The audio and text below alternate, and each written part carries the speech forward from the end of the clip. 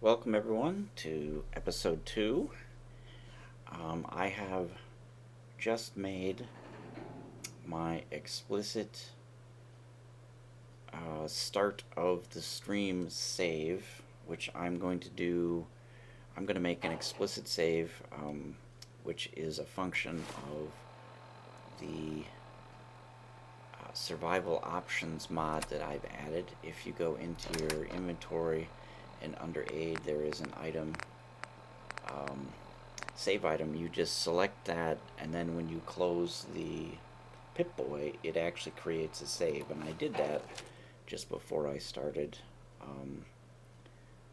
recording, looking at this bed. So I'm gonna do the start of stream save, and I'm gonna try to remember to do this after I start the recording. I'm going to do it looking at the bed, and the end of the stream save I will do looking at the water pump, so that visually when I go through my list I can tell what's the end of the save and what's the start of the save. And ideally there's going to be nothing happening in between those two. I'm just sort of making redundant saves in case something happens and I lose one of them. Alright, the goal with today's stream, today's episode, is to scrap everything in Sanctuary. And I'm going to start with this house, go into workshop mode, and we are going to just sweep through the house and verify room by room, get rid of anything that we can scrap that we don't want to save for later. And these yellow items are items that we cannot rebuild once we have scrapped them, versus these green ones. The green ones are objects that we can rebuild. So we could, if we go into structures or into furniture containers, we should find, yes, here it is, this very item that we were looking at. So we could actually rebuild this thing. So you'll also notice that at the bottom of the screen we have an option to store, by pressing the tab key, to store this in the workbench, versus these things there is no store option. So anything that we can rebuild we can store. Now there are some items that are outlined in green, and we'll see this primarily with the fencing that you can see across the way. There's these white picket fences. Those will be green items, but we don't have the option to store them, and that is because currently we don't know how to build them. They will actually be added later when we pick up a particular magazine, and there's a series of, I believe, 3 magazines named Picket Fences, different issues, like different issues of Time Life or something. And one of the Picket Fences magazines contains the fencing. The Picket Fences magazines all contain in them items that you can build in your settlements. They add them to your build menu. So currently we don't know how to build picket fences, so even though they're highlighted in green, and you'll see this when I go scrap some of them, we cannot store them because we don't know how to build them, versus like this chair, this dresser, and this storage container here. So yellow items, when you're going through and scrapping them, be certain that you actually want to get rid of them.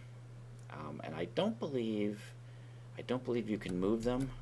They are sort of, yeah, I can't pick that up and move it. It's stuck. If I leave it, it has to stay right exactly there, which is unfortunate because I would really like to use, we'll find some ammo boxes, little green military ammo boxes. I'd really love to use those to store my ammo in instead of the big box that I'm going to use. I'm going to build some boxes here later to store, among other things, my extra ammunition.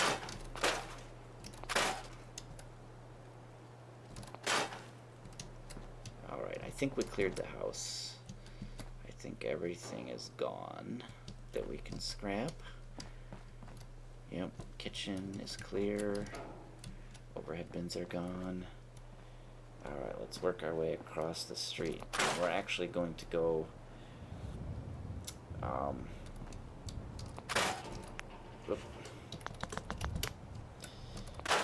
we're going to go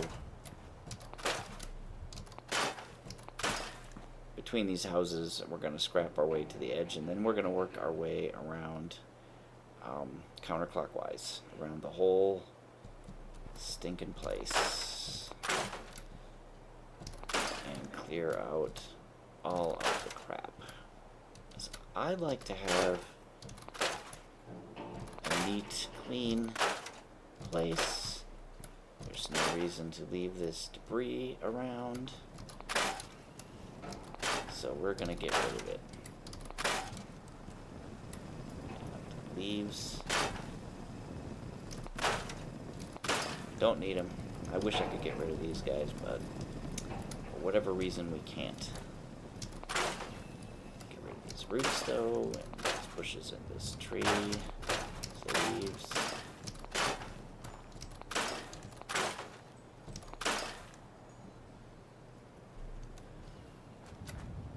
These plants. Fencing, and again, let's take a look here. No option to store it, but it is in green. Like I said, later when we pick up the Picket Fences magazine that adds that to our items that we can build, we will be able to store fences after that. For now, I'm just going to scrap them and get the wood. I'm not big on fencing, so I probably will not build these back. But those of you that want to make nice little fences in your settlements, you can do it once you find the magazine.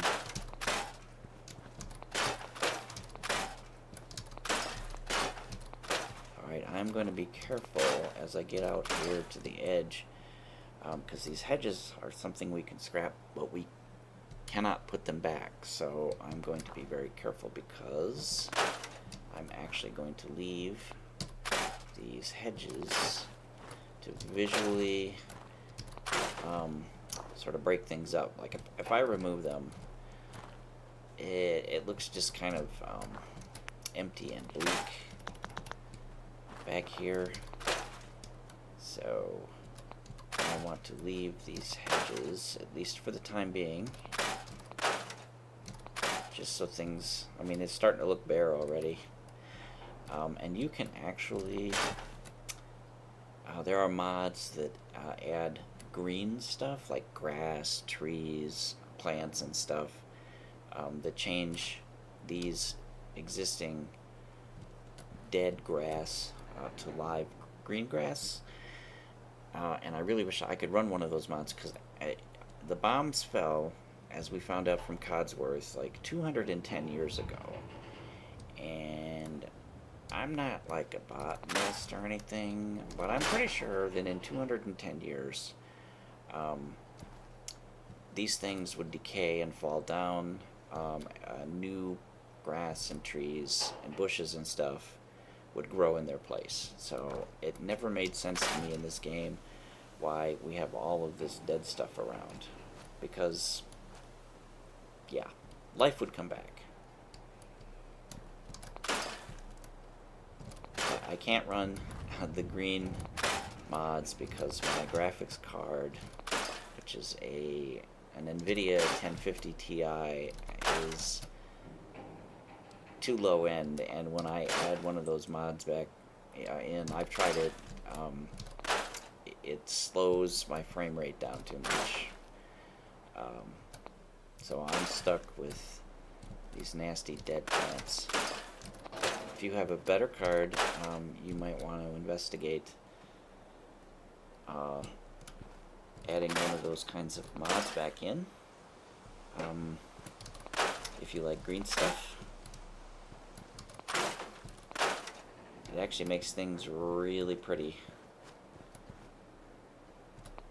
which is why I wish I could add them back in, but I'm stuck. Sucks to be me, right? At least I can play the game. I'm gonna see what's in here. Nothing really exciting. I was hoping for a hat that adds charisma.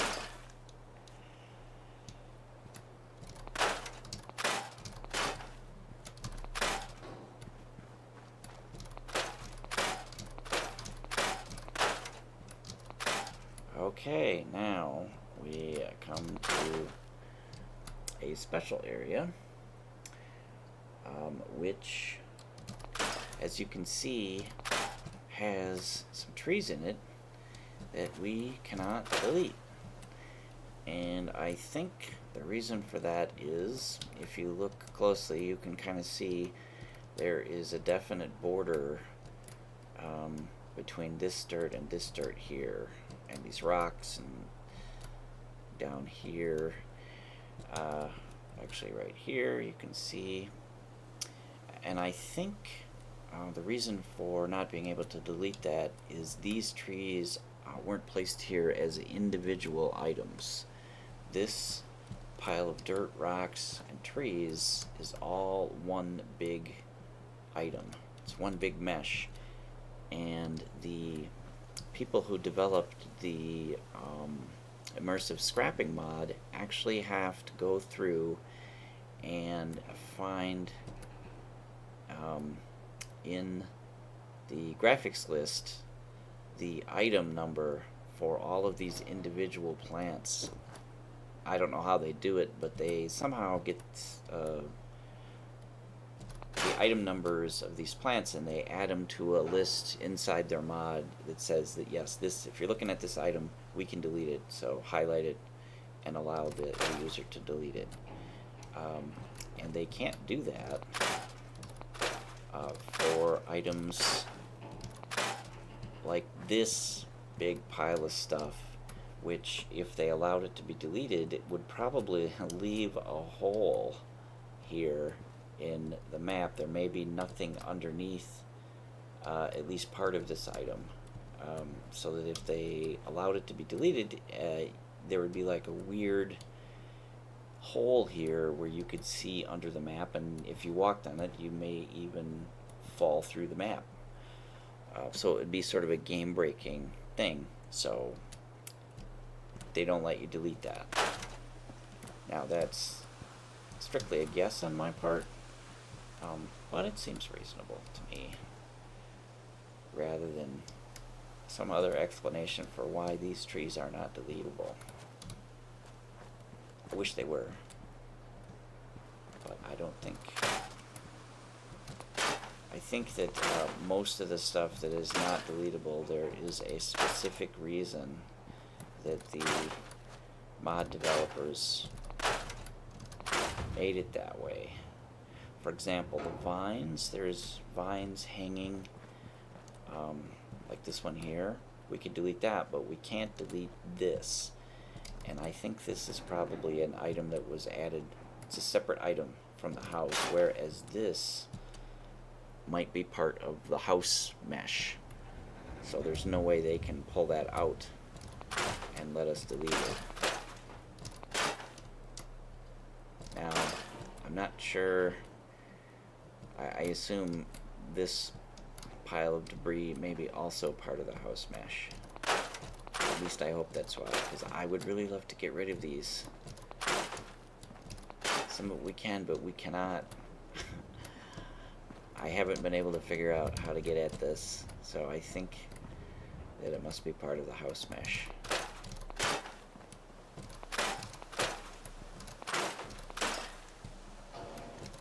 We'll just continue to work our way through Sanctuary, clearing off this crap. Clean up our street.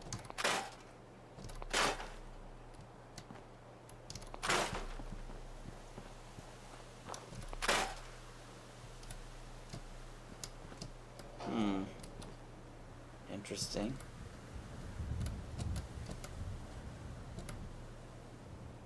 Something was highlighting in there. But not this. Oh, what is that? Leaves inside the house. Oh, there we go. Sweet deal. And I am going to leave. Let's see. I think I'm going to get rid of this. But I'm going to leave these other ones in back here to sort of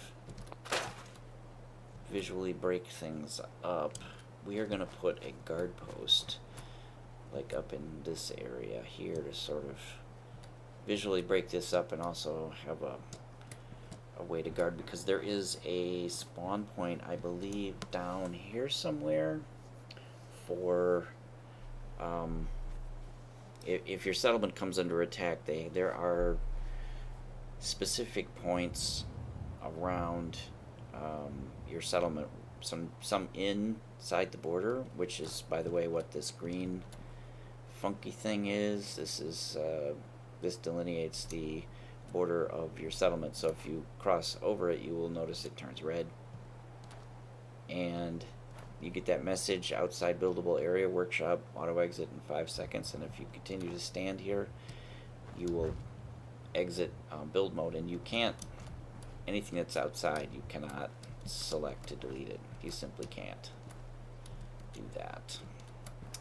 Anyway, the spawn points for raiders are down here. One of them is down here somewhere. So if you happen to be like standing here and the game decides that your settlement is under attack, you may notice like a bunch of raiders or super mutants or whatever just like pop in right here. So that's why I'm actually going to put a guard post up here a little further. In order to sort of keep an eye on that area.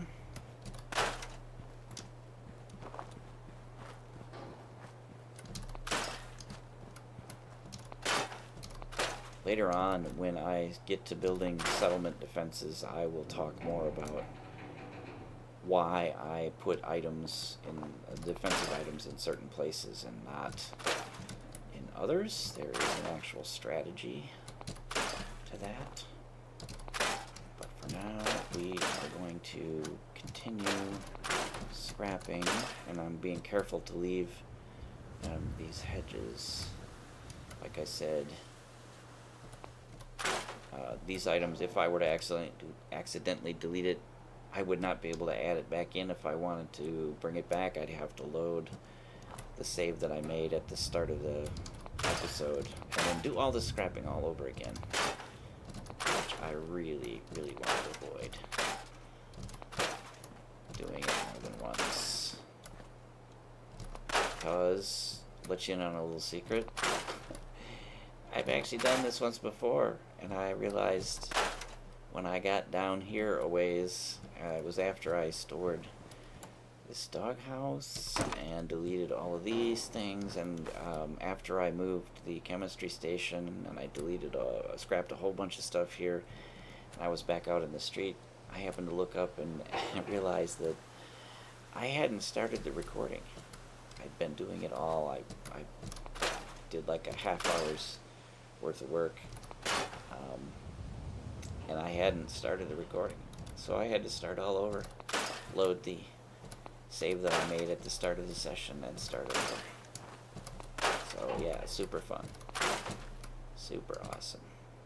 So be careful when you're deleting things that are embedded in or around items that you are going to want to keep, because you can fall when you're doing this scrapping, you can like get into a sort of a zone and just press R for scrapping and then E to verify. Just Ari, just chugging along, and then you realize, oh, I deleted a hedge that I wanted to keep.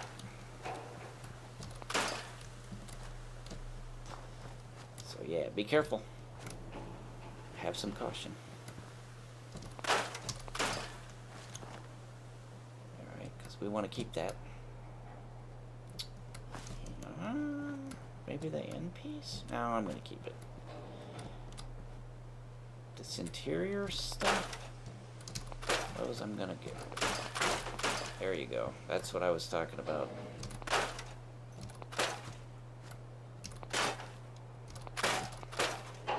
And here's an item that I can't delete. Wish I could, but I can't. It's not an item you can select, and I'm not sure why, because it doesn't seem to be part of the house mesh. So I don't know what its deal is. Maybe it's part of the ground mesh or something. I don't know. It's annoying. That's all I know. It's friggin' annoying, man.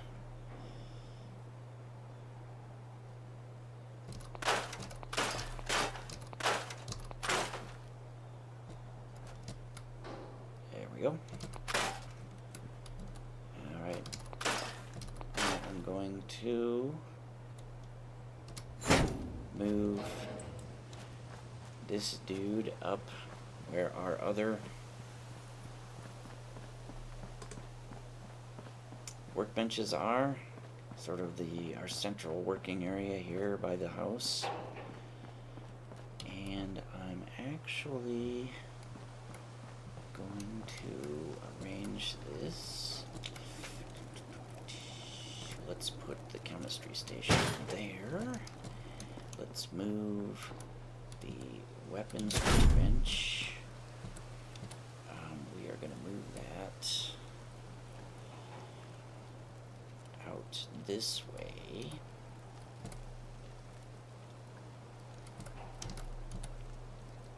There we go. And I have deliberately left an open space here because once we get settlers in here, you'll occasionally notice them in the background. One of them will come and stand here and like hammer on this fan, and they don't care if you've placed the workbench. Like, this would make more sense to snug into this corner, but they'll come stand like with their feet, their body going through the workbench. They'll come and stand right here and hammer. They don't care. So I like to leave this out here a little bit, also to sort of cover up this lantern that I can't delete. And it looks goofy just sitting out there all by itself, so it looks a little better with that workbench there. And let's see. Oh yeah, the armor workbench. Let's pick that up and put that right across, or mostly across from the weapon workbench, and it lets you place it, you notice, so that that pillar is inside. Not sure why that is, but that's alright.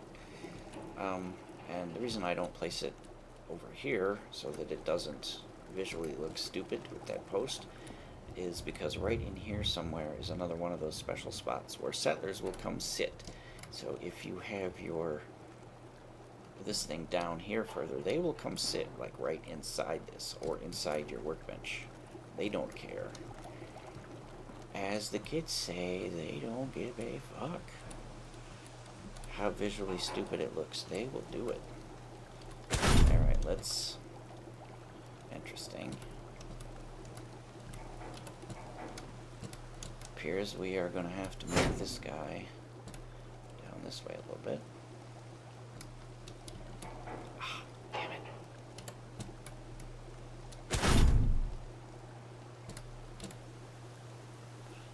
I need move. There we go. I like to put this even with the back wall here, this edge of our settlement. So that looks neat. Alright, while we're at it, let us put my containers. I have a standard set of containers I like to place.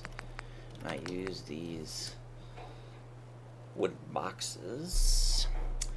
One of them goes back here. This is going to hold our items that we use to make chems at the chemistry station. It's also going to hold our chems that we make that we don't want to carry with us. I need a stack of 2 of these guys. 2. And I'm going to pick up the bottom one, and they will both move as a unit. These 2 boxes are going to contain our cooked and uncooked food. Cooked on the bottom, uncooked on top. Put them right next to our cooking station. Then I need another stack of 2. These are going to contain our irradiated food and our dirty water, purified water, and alcohol. Those go right here. And I see I'm getting hungry and thirsty. So put those guys right there. Then I need a stack of 3. 1, 2, 3. Move the bottom one again. So they move as a unit. Kind of wedge these dudes in right next to this other stack. Sort of line them up as best we can. And these will contain our extra ammunition, weapons that we used to use and have renamed, and I'll show you that later, but are no longer using. Those go in here. And this box contains weapons that I'm either going to use for our provisioners, and I'll get into who those are later, or weapons that we generally don't want our settlers to get their hands on, like mini nuke launchers, which are called Fat Men, and missile launchers, because those are dangerous in the hands of settlers, and if they have them and the settlement comes under attack, they will use them in defense of the settlement, but they may kill other settlers or us. So I like to keep those kinds of weapons away from the settlers. And while I'm at it, we need to build a... let's see, we need to build a dresser for our clothes, and I like to build, that one is rotated around, so I'm going to exit build mode, go back into workshop mode, and it will now be oriented to its default location, or orientation rather, which is facing us, and we are going to put that not right up against the wall, but a little bit out from the wall, and butt it up against that workbench. And then on top of that, we are going to place 3 of these, so I'll make a stack of 3. 2, 3. And again, pick up the bottom one, move the whole stack, and line the front up. Kind of center it here, and that looks mostly centered. There we go. And next to it, I am going to put a stack of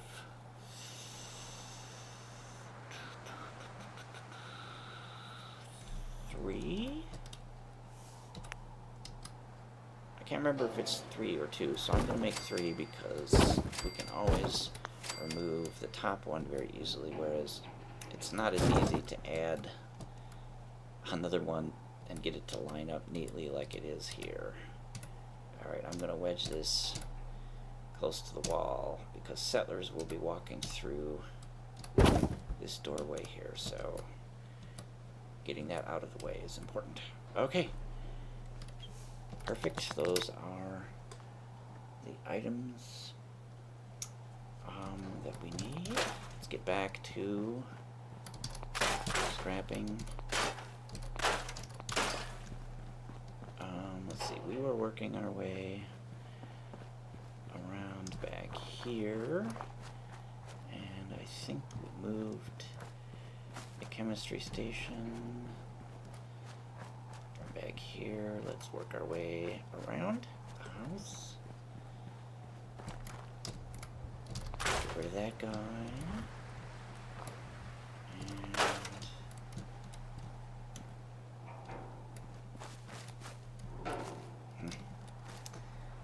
Can't get those guys, I guess. However, let us... Ruined house, get rid of the whole thing, get rid of that, and I'm going to delete these hedges here. These guys. Huh, we can't seem to target this.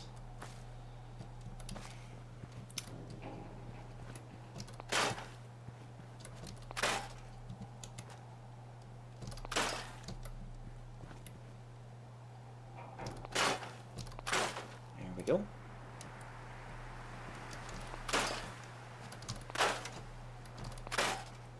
There is another one of those attacker spawn points, like right down here somewhere, I think.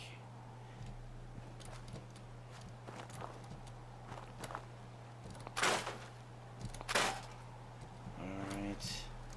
Things are starting to look neater around here. Cleaning up this junk, and I think we are stuck with this because it's part of this flooring mesh.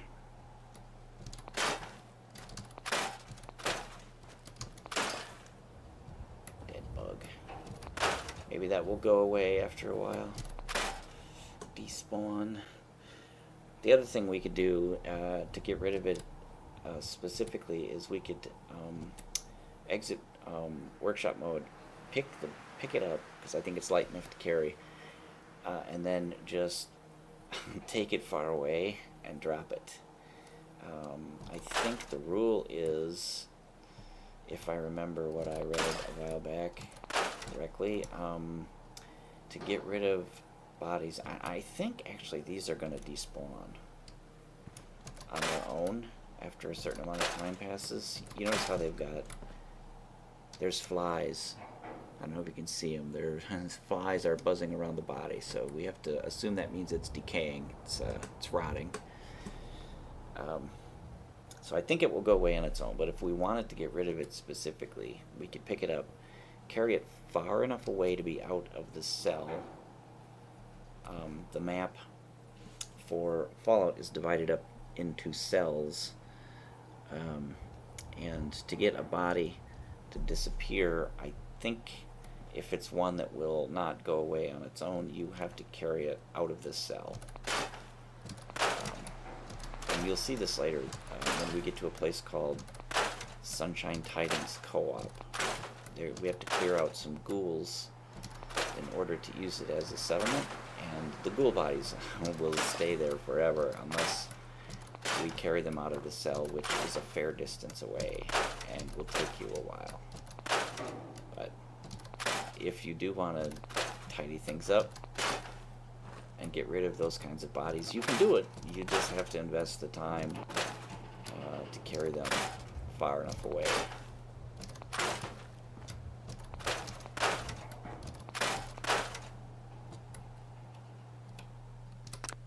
Store those bullets.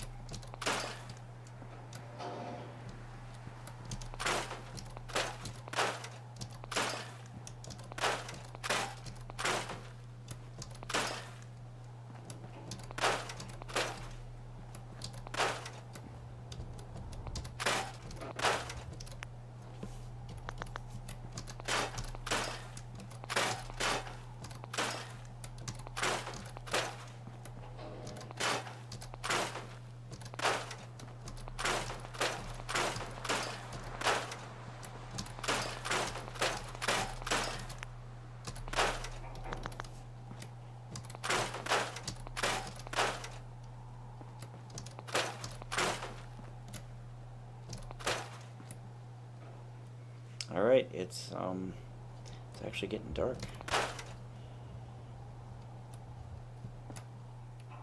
I'm gonna go into this house, clear it out.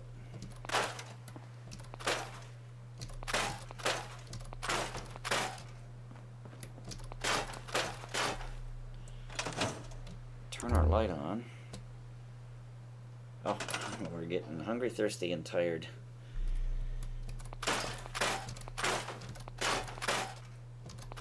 So I think when I finish this house, I will probably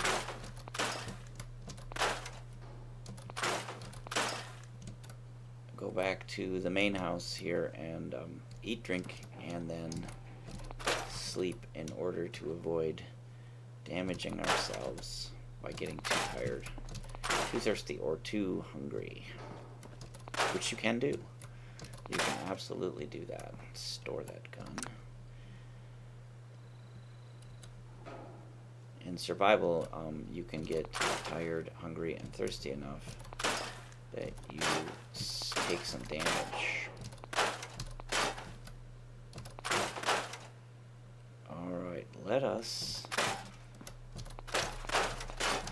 take special notice of this safe. The safe, actually, you notice it has a couple of objects attached to it. And this is a bomb and a trigger. You can see it's wired to the door. So if you didn't notice those and you came in here and you picked it and opened it, it would detonate this bomb and kill you. So we are actually going to disarm, and we get experience and parts for that, and do the same thing with the trigger. And then we are going to pick the safe open.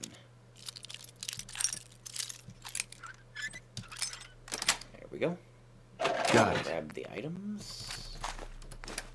Now, if you didn't have any lock picks, so you therefore could not pick this, you could actually just delete it, and the items that were contained in it would be added to your workbench. And you probably will see some messages as I go through. There, contents transferred to the workbench. Anytime you delete a container, you scrap a container that has items in it, you will get that message. So don't worry about scrapping containers, because you won't lose the items that are stored in them. They'll just be moved to the workbench.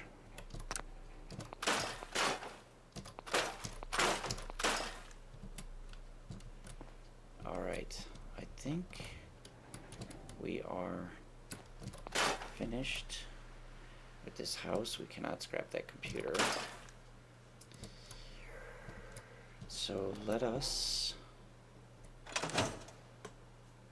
You see our fatigue bar is growing larger there. Let's get back to our main house, and I will eat, drink, and sleep. And we also have some sort of lethargy. Yeah. Alright, let's eat. There we go. Drink. Twice, I think. Alright, we are hydrated. Now we just need to sleep. And I'm going to sleep for 8 hours. And that should get us full rested status.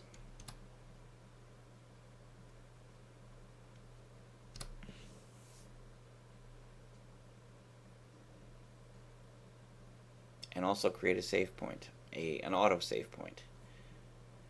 Oh, now we feel we not only have lethargy, we have picked up insomnia.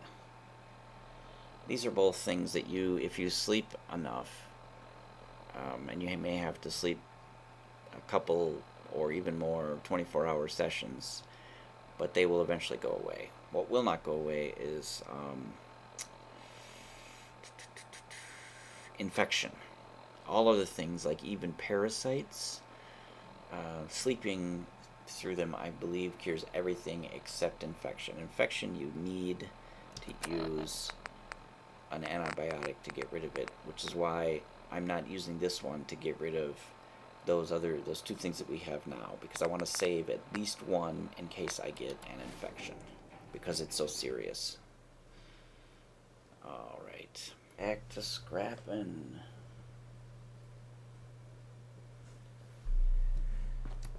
We have got plenty to do yet.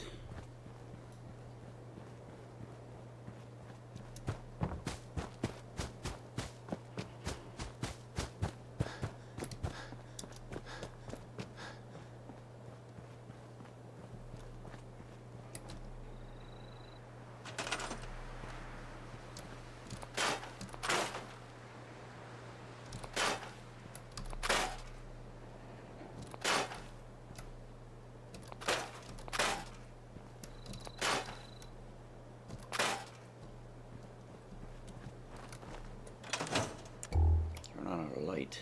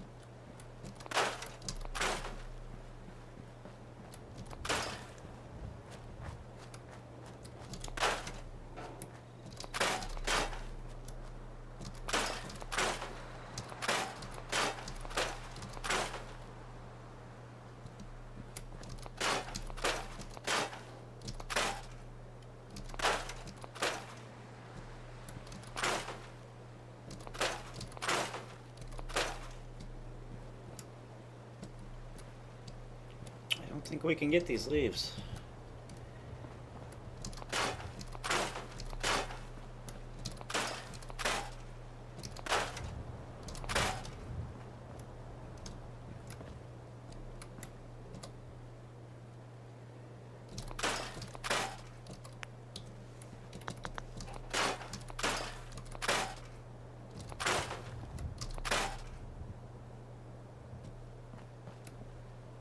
Like a nice clean street.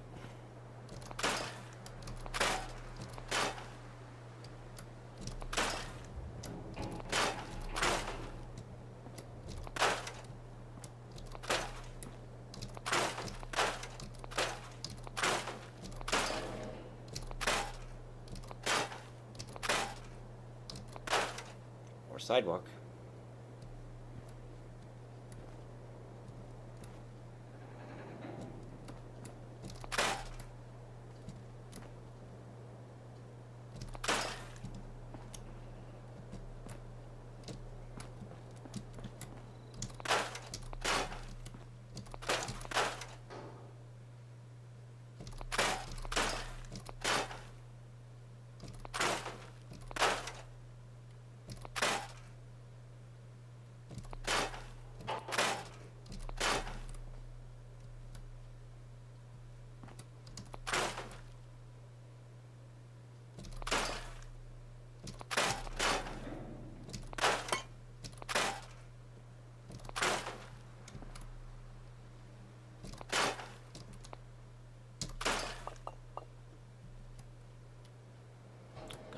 store that,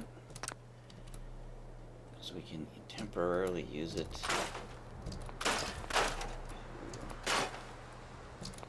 We could fill it at the water pump for some purified water.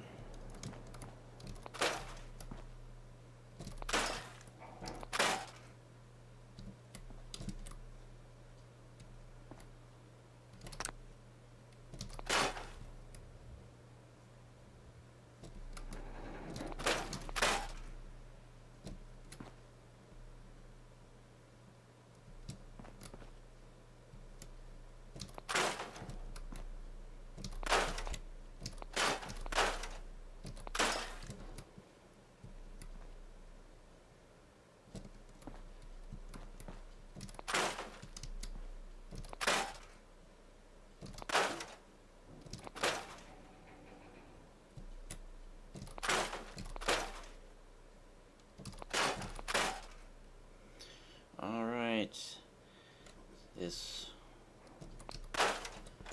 floor safe is actually too advanced. I don't think I can pick this. For us to pick, so I am actually going to scrap it, and the contents will be transferred to the workbench. Alright. Sweet. I think that's it for this house. Nicely cleared out. And sun is up, so we can turn off our light and continue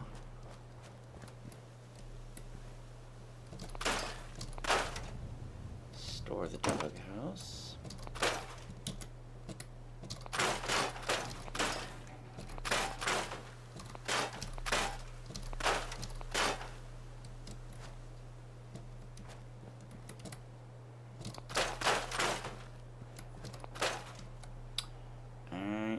To remove these hedges, because I like to use this area for crops.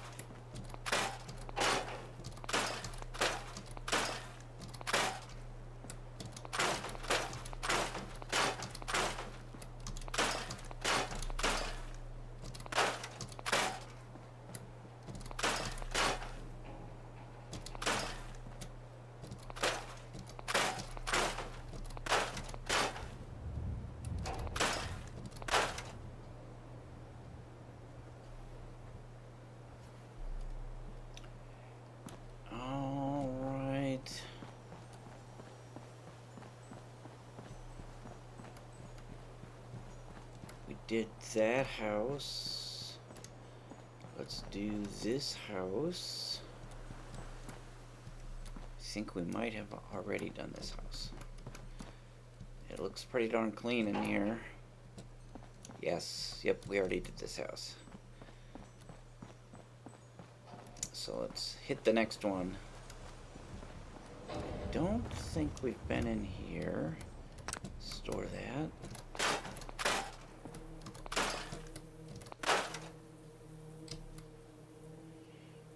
Decaying roach bodies.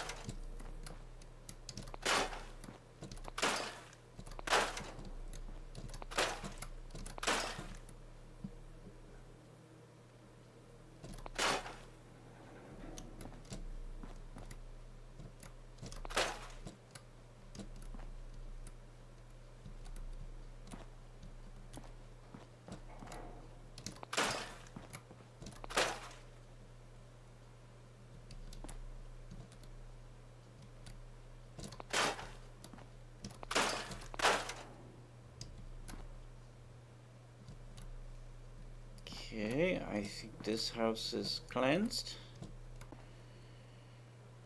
This house is clear.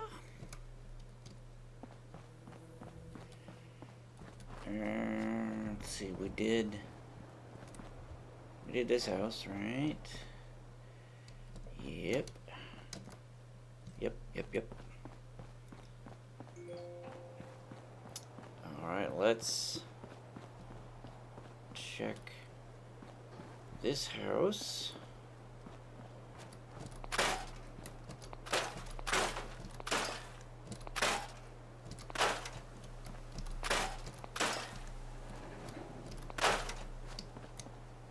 Pretty sure we have not been in here on our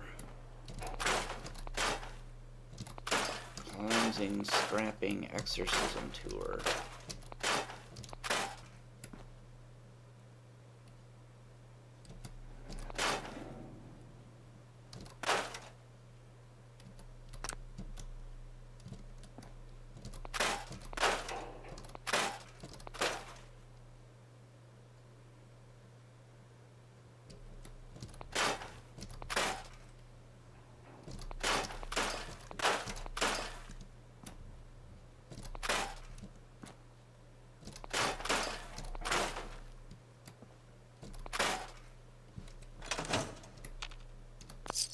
Free money.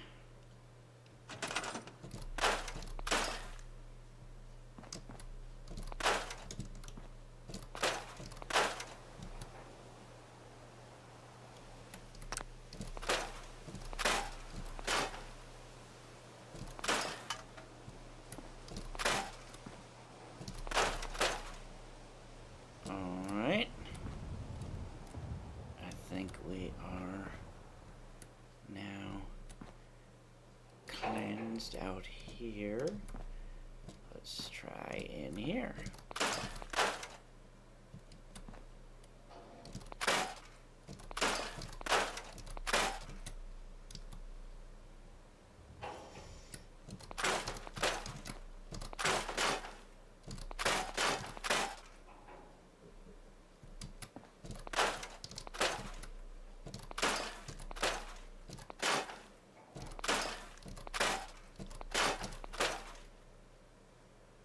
Just like that, this looks halfway decent.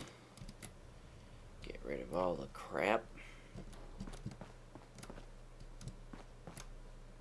Now we got plenty of space to like build beds and whatnot in here, although I typically do not use these old houses for that. I build I have a standardized structure that I build in all my settlements, except for very few exceptions, which has to relate to the amount of room that's available. There is one settlement in particular called Hangman's Alley, where the space is extremely tight, and I can't build the standard housing structure that I'm going to build in a little while here. So I do something a little different in that case, but almost, I think pretty much all other settlements I build a standardized housing structure.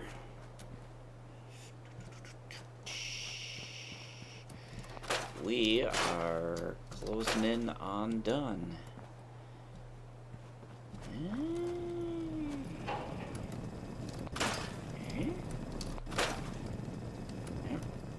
Alright, well, we got this house yet. We got, actually, all of these houses around here. We got a bunch of stuff to do yet.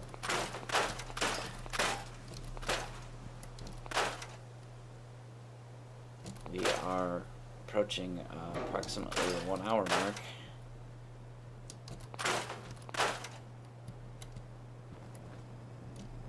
And we still have plenty of stuff left to do.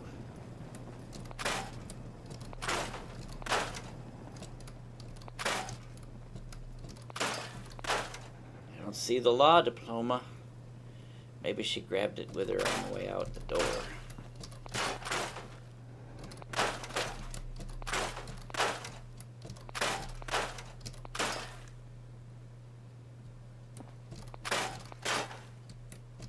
This is actually our old house, and so in here somewhere in the other room is that your special book, and we should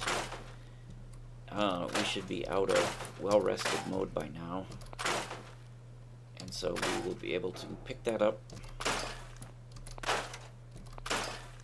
and add 1 to our agility, which should bring us to 8.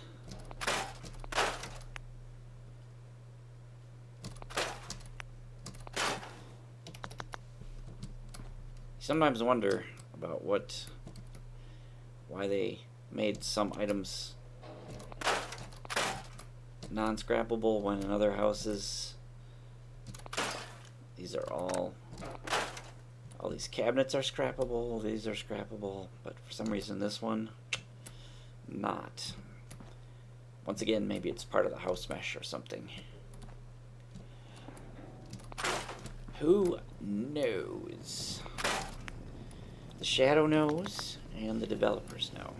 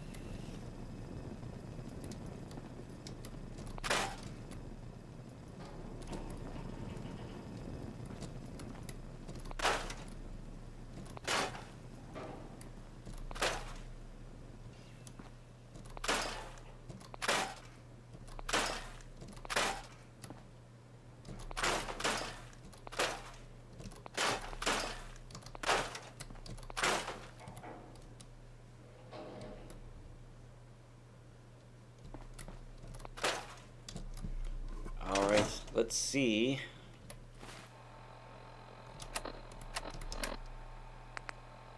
Agility +8. We're getting +1 from some. Oh, it's our army outfit that we're wearing. Okay, let's go ahead and pick up your special book. Add 1 to agility. We should now be at +9. Awesome. Back in workshop mode. And I think we are finished here. Let's...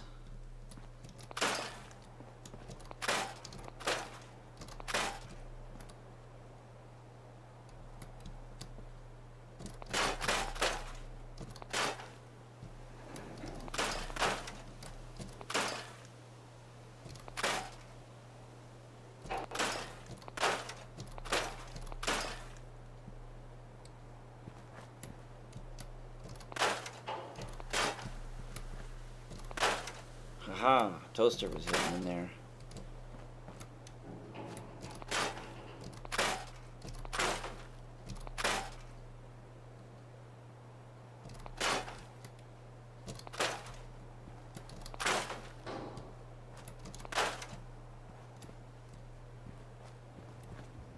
Alright, we are going to leave those hedges.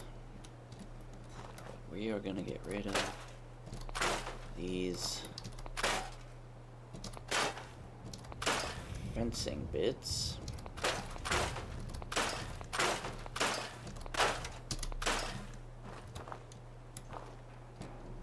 This root, if we can, there we go. Get rid of the root.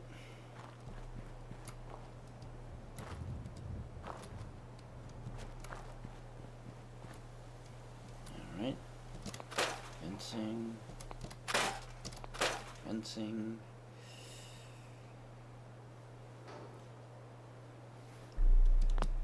Whoop, whoop, whoop.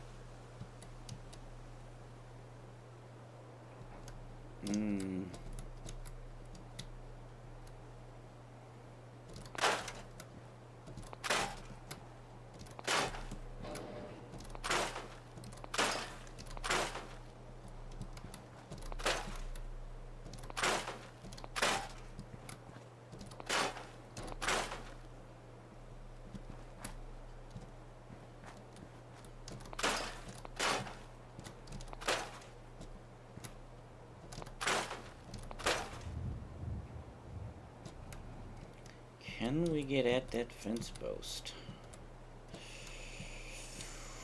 Maybe not.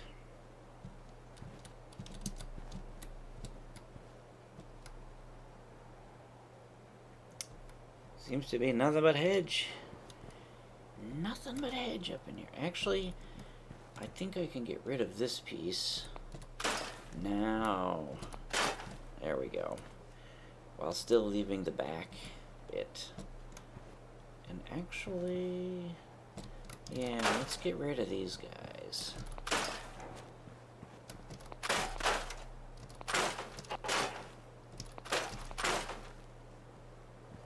Make a nice clear area out here.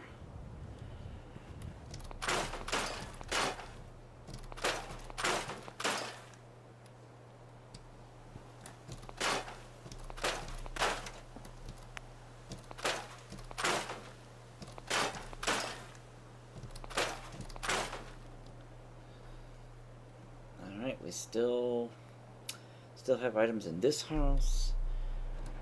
That's a wrecked house, that's a wrecked house, that's a wrecked house. That house, I think we cleared that house, but I'm not certain of that.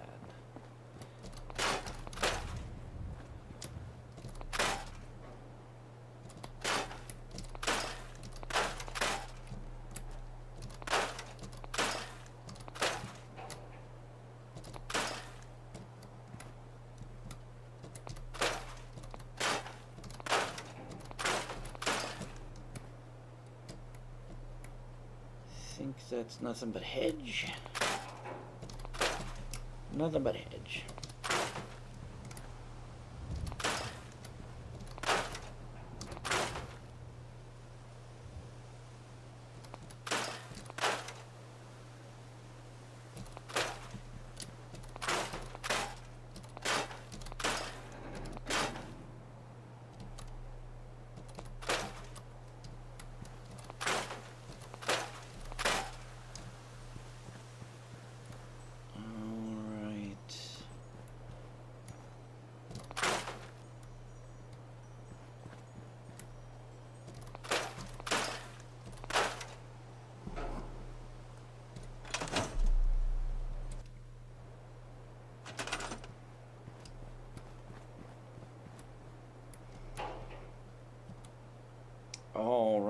let's clear the house.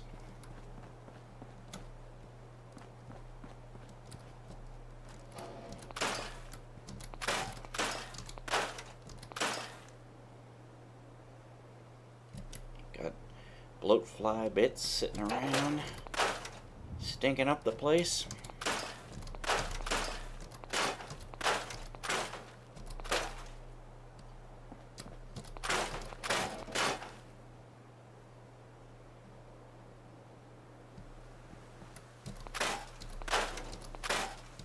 Yeah.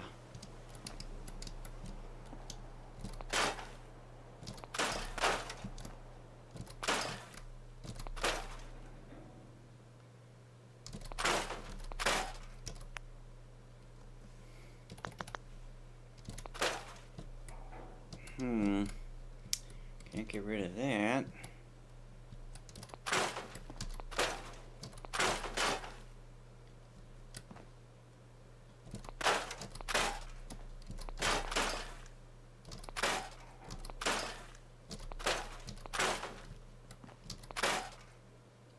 Bubblegum. Bubblegum.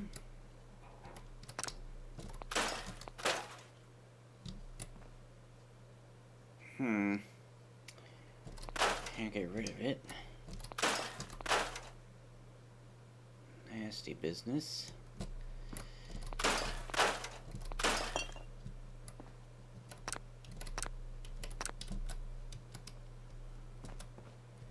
Alright. Halloween decorations.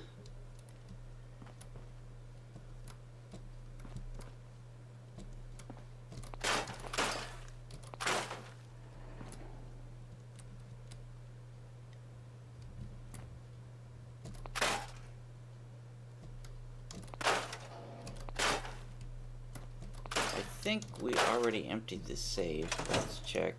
Yep, that was the one we picked open. So we no longer need it. Let's get rid of it.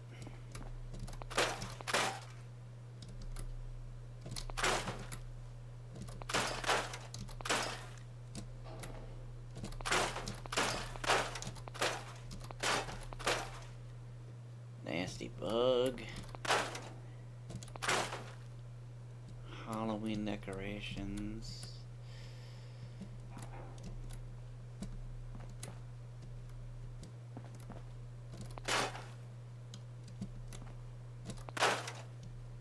Alright, looks like that's it. As far as this room. Alright. That is definitely stuck there. We cannot get rid of it. Alright. Let's continue our sweep. Actually, I'm gonna check. I'm just gonna check these bug carcasses just in case. I'm pretty sure we looted them all. Yeah, we looted those guys. Back when we killed them.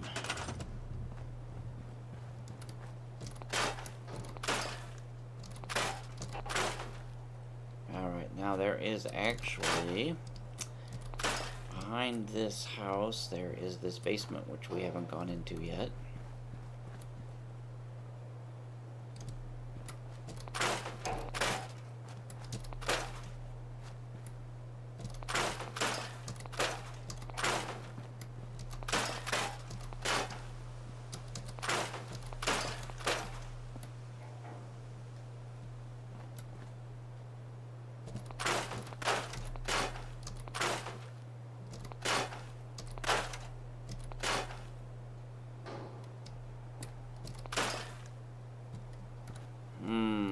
Oh, there we go. Get rid of that whole big nastiness. And that one.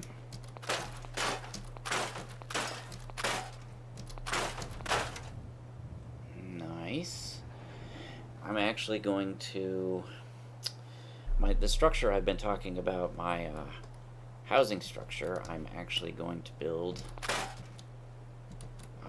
I normally build it on concrete pillars, so it's not actually on the ground, it's actually one floor above, and it's actually going to go, it's going to start down here, and it's going to go over this, and it will, the other end of it will be over here somewheres, and this whole area down here in the middle is going to be a power armor sort of storage area. Like it won't be enclosed, it'll have a sort of a roof over its head because the housing structure will be above us. So we'll hang some lights underneath it and store the power armors that we pick up, except for the XO1, which is the most advanced power armor I'm going to find. And I won't start finding that till later in the game. I don't actually wear power armor because I'm a stealth character. But I do like to, on the off chance that I want to screw around with power armor, I like to keep the XO1 for myself.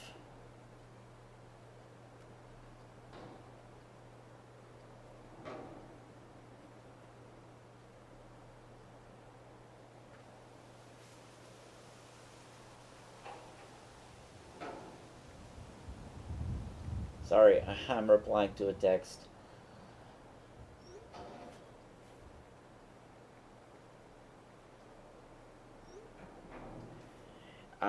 I like to keep the most advanced power armor that I find, and I'll find a few of those suits, and I will actually be storing those in a place called Home Plate, which is player housing that you can buy in Diamond City for 2,000 caps. So once I've been to Diamond City and I've accumulated 2,000 caps, I'll actually be purchasing that, and I will store, since you are the player is the only person that can go in there, along with whatever companion they're traveling with at the time, and I don't have to worry about settlers stealing stuff from there, because they will. Settlers are tricky bastards. You've got to keep your eye on them because they will steal from you.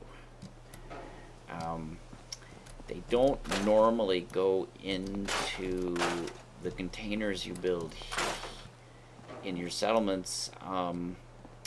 They will go into the workbench. Like if the settlement comes under attack, they will go into the workbench looking for weapons and ammo, and if they find a weapon and ammo for that weapon, they will just take them. So I like to keep all of my legendary items, even if I'm not going to use them. I generally save all legendary items unless I've already got one of that kind. So if I find duplicates, I will sell one of them, probably. But otherwise, I like to keep them, and the only place that's truly safe to store them is Home Plate, because there's absolutely no way, since there are no settlers there, there is no way for them to steal them. I have had settlers do some pretty interesting, and companions do some pretty interesting stuff, like going into my containers that I've made to grab power cores for power armor. And your companions and settlers, if you leave power armor around with power cores in it, settlers and companions will get in them if the settlement is under attack. And then if that settler happens to be a synth, which, spoiler alert, some of your settlers will turn out to be synths. And synths can be killed. Actual settlers, people settlers, I don't believe can be. But if you have a synth that gets into a power armor and then gets killed, there's no way to get them out. A human settler, I believe you can either ask them to get out or they will get out on their own. But as far as I know, I don't think there is an easy way to get non-human settlers out of the power armor. You might be able to pickpocket the power core if they're in the armor and you're in sneak mode. You might be able to pickpocket them and remove the power core from the armor, at which point they will exit because they don't like being in the power armor if there is no power core. But as a general rule, I will not leave power armor sitting around with a power core in it. And I don't, in fact, even like to leave power cores sitting around in containers that I've made because I swear I have had Nick Valentine, one of the companions you can get. I swear I have empty power armor with no power core and a power core stored in a container, and the settlement was attacked and he went into the container, grabbed the power core, and then got himself into a set of power armor and was running around, which I was pretty astonished to see that, because I didn't think they would do that. So I like to keep all that stuff separate. Even though the power armor I'm going to leave around here is stuff that I don't really care about, I still like to keep them out of it because, hey, that's for me, not for you. Alright, let's continue on. So yeah, also, if your settlers do have weapons, and a lot of them will come with some sort of pipe pistol and a handful of .38 caliber ammunition for it, they will still go into the workbench to find any weapon that's better than what they have, as long as there's ammunition available for it as well. So that's why I like to keep the ammunition separate. Just to cut down on the possibility of that sort of stuff happening. Get rid of the wrecked house.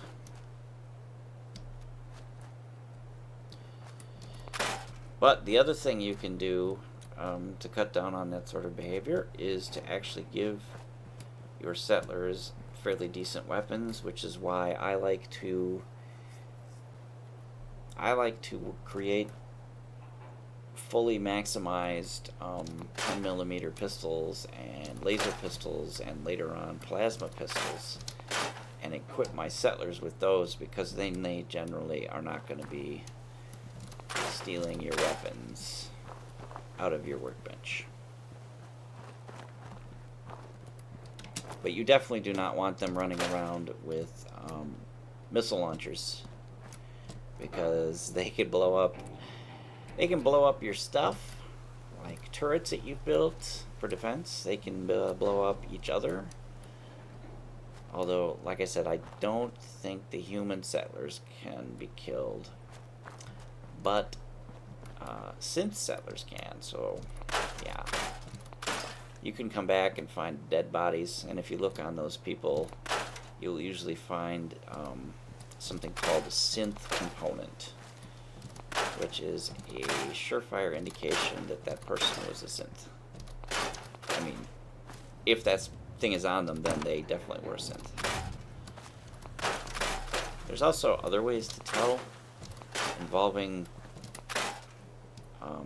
the computer consoles that you can build. I never really cared much if they were synths or not. Although you should for provisioners, because if you equip, if you do what I do, which is to equip your provisioners with decent armor and weapons and then send them on their route. If that provisioner is a synth and they get killed, you've lost that stuff that you gave them. So yeah, you have to watch out for that.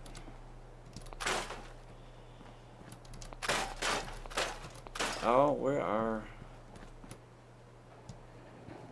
closing in on being done.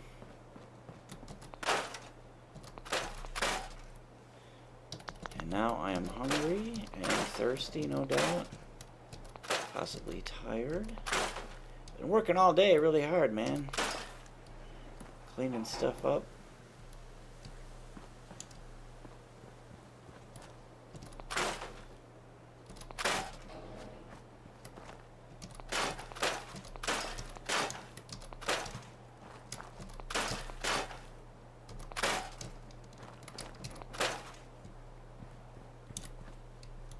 So close. I am actually going to take a little bit of a break to do some real world stuff, so I am going to interesting, there are leaves here somewhere. I can't seem to target them. Oh, there we go. I am going to make my way back to our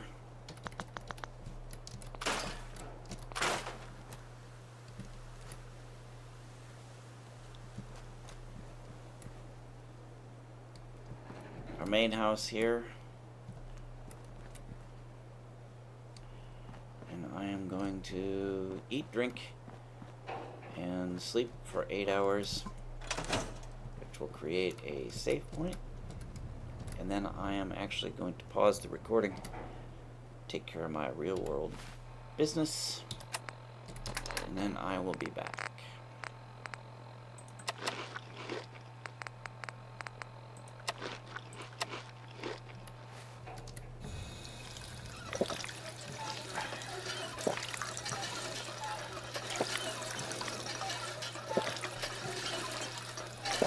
Actually, I may sleep more than 8 hours depending on what time it is in game. I mean, 7 p.m. I'm gonna go for 12. I'm gonna go for 11. That brings us to 6:09 a.m.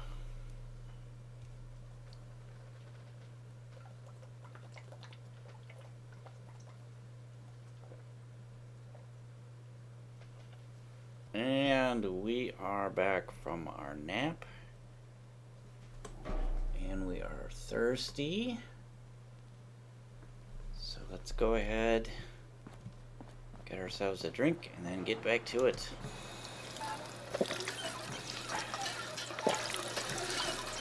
Alright. We were working back here. Get into build mode, and apparently we are booting. We're kicking stuff around. There we go. It's like soccer or football, as they say in Europe. I told you those. I told you these blowfly carcasses were light. They slide for miles, man. Look at that, on a flat surface even. Okay, I think we were working back here. Rid of these. Work our way down this hill. I think we cleared that. Let's clear these guys. Okay, we are clearing this back area off because we are going to be planting. Our melon farm is going to use this area back here, and our melon farm is what we are using, at least early game, to generate caps. You need caps in this game. That's the game's currency. So you need some way to generate caps because you're going to need to purchase stuff. And there's different schemes you can use. One of them is to generate and and sell purified water. We're actually going to be doing a little of that, but that is not going to be our primary revenue stream. I'm going to be growing and selling a metric butt pile of melons. Melon farm is what we're going to put in. That's how we're going to generate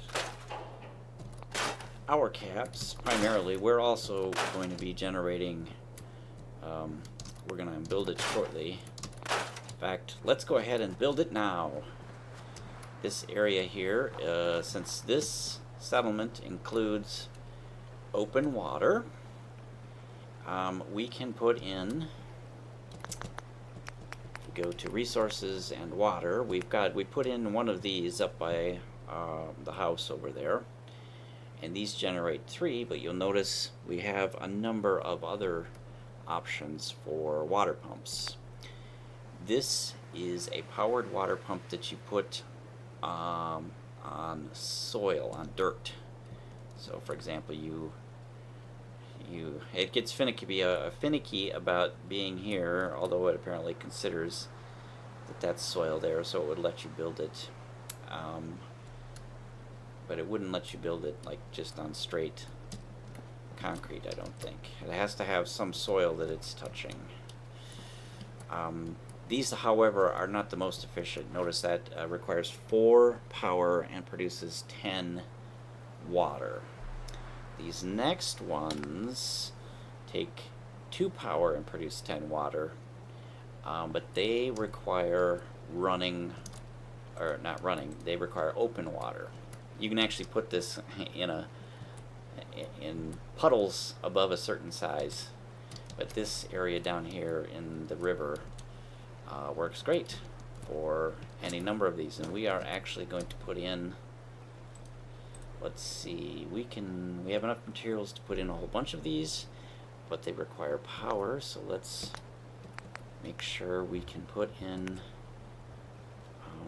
some generators. Okay, we have these small guys, they produce 3, medium produce 5, large, which we cannot build yet because it requires rank 1 of science. We won't have that for a while. Those generate 10. Here's a wind-powered one. Requires fewer materials, most notably steel, copper, aluminum gear. No screws, no rubber, no nuclear material for this one. This one here, but it doesn't generate as much, only 3. So I like to actually use these early game, and then I'll switch to these when I get rank 1 of science and I need to build a generator. But ultimately, these are going to be my guys right here because they produce 100. These fusion generators, and I can power mostly. I only need 1 or maybe 2 of these in a settlement to do everything. But to start out with, we're going to use these guys here. And we are going to put in 2 of them.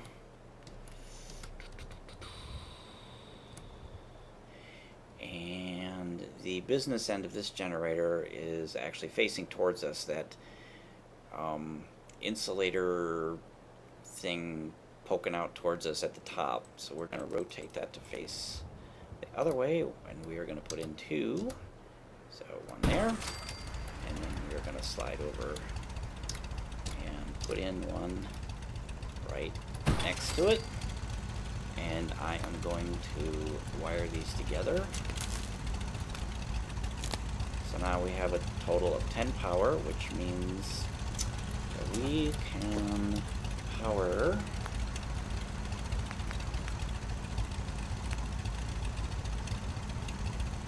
we can power 5 of these, and I'm actually going to spin these dudes around because I want this end facing towards me, because this end actually has a light on it when you power it up.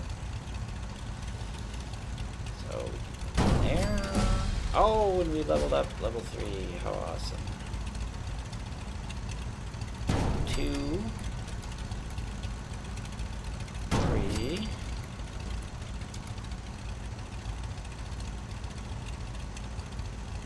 4.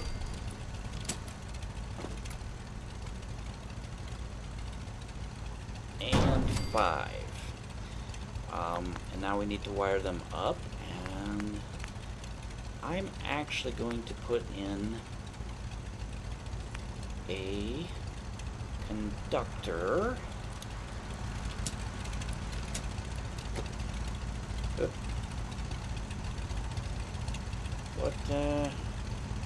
What happened to my guy? Where's my guy? There we go.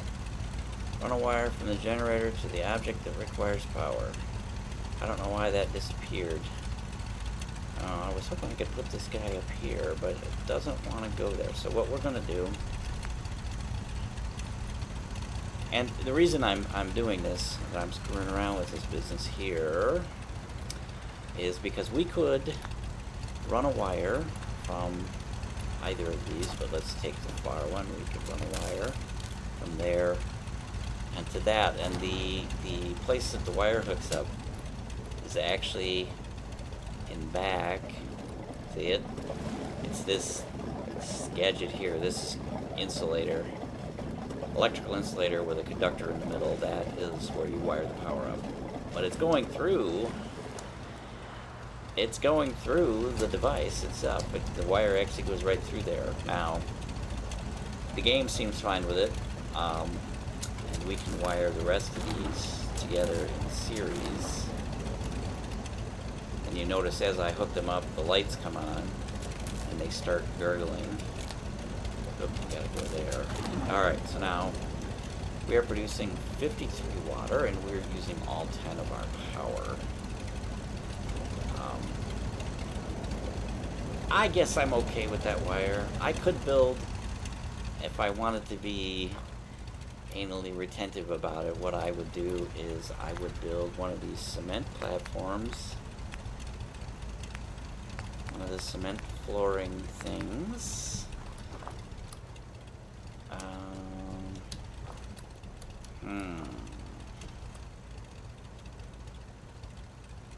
I'd build it nice and tall, and I'd put one of those electrical conducting towers on there, and I'd go from the generator to the tower that's on here, and then I would go from that tower down here, and that wire would probably clear that. But let's just leave it this way. That's good enough. I mean, that's what that doesn't really bother me much. Doesn't bother me at all, man. Alright, let's delete. Let's scrap the rest of this crap. And I'm going to get rid of that guy. Let's get rid of all of this stuff.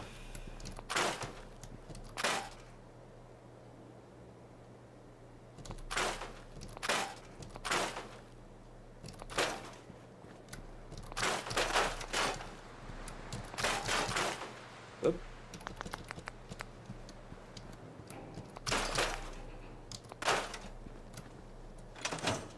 Grab the beer and the empty bottle. We will scrap the rest.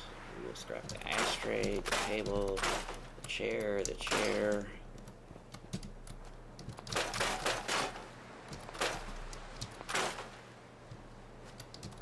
guys. Weber. Scrap the Weber, Clyde.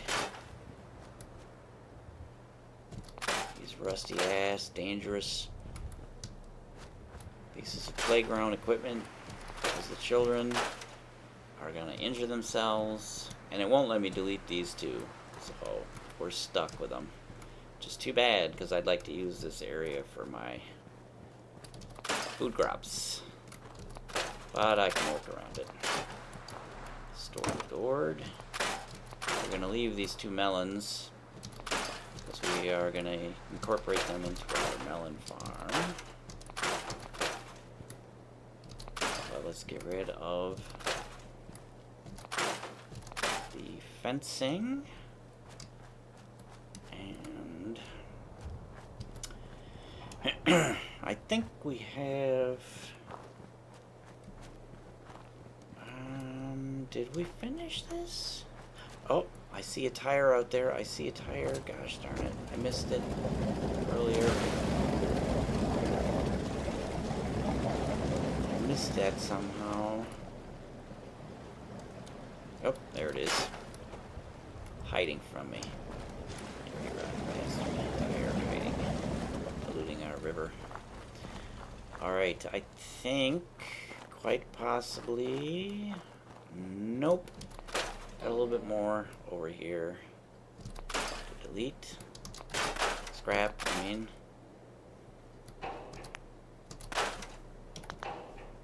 And I think... Oh, we haven't cleared the house yet. Let's get these guys. Alright, I think that's everything outside here. Yeah. Alright, let's clear the house. Let's clear the house, boys and girls. Ladies and gentlemen.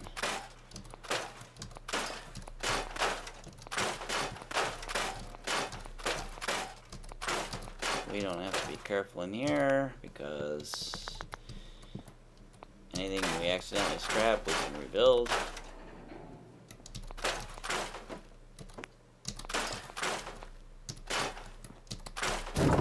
Oop.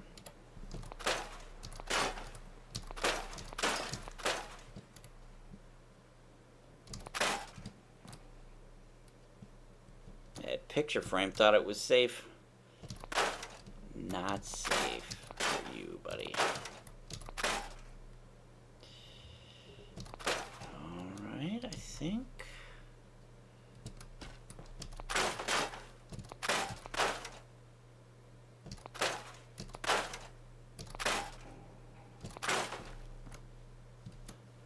Alright, I don't think we can actually...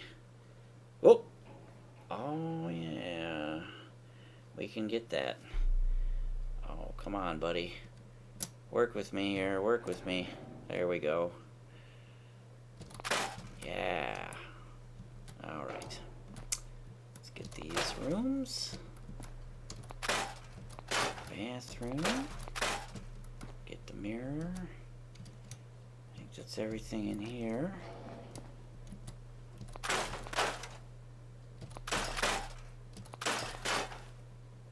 Cigarettes.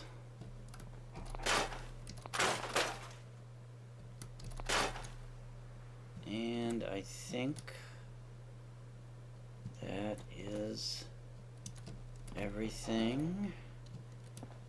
Ooh, we got this room yet.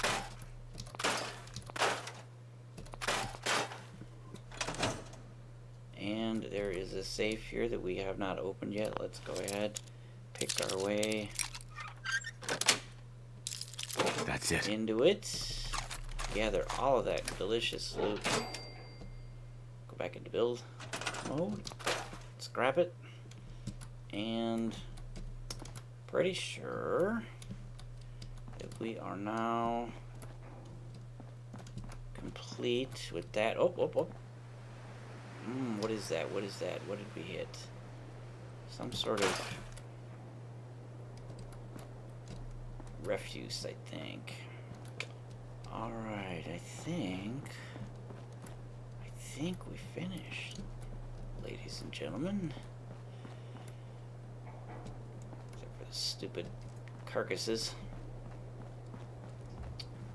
I think we are done scrapping. Although, as a caveat, no matter how careful I am and how thorough I try to be, I will inevitably later on discover something that I missed somewhere. But I think, without spending a lot of time running around trying to find things that have escaped my attention somehow, I think we're good as we're gonna get. I'm gonna eat, I'll drink, and then I'm gonna take a 1-hour nap. Oh, actually, I think I might sleep for a number of hours. Oh, let's get our level up. We got a level up. And let's see, what are we going to get? Level 3. If I look at my chart, level 3 is concentrated fire. There we go. Let's get that locked in. So now we're much more dangerous, and we should be able to kill our enemies easier. So let's go ahead. Let's eat a couple of our mute fruit. Let's drink some water. Let's sleep for a number of hours. Let's see, it is 4 p.m. If we go 12 hours, that is 4 a.m. 5, 6. Let's go 14 hours. That should set us up nicely to start nice and fresh in the morning for our building project.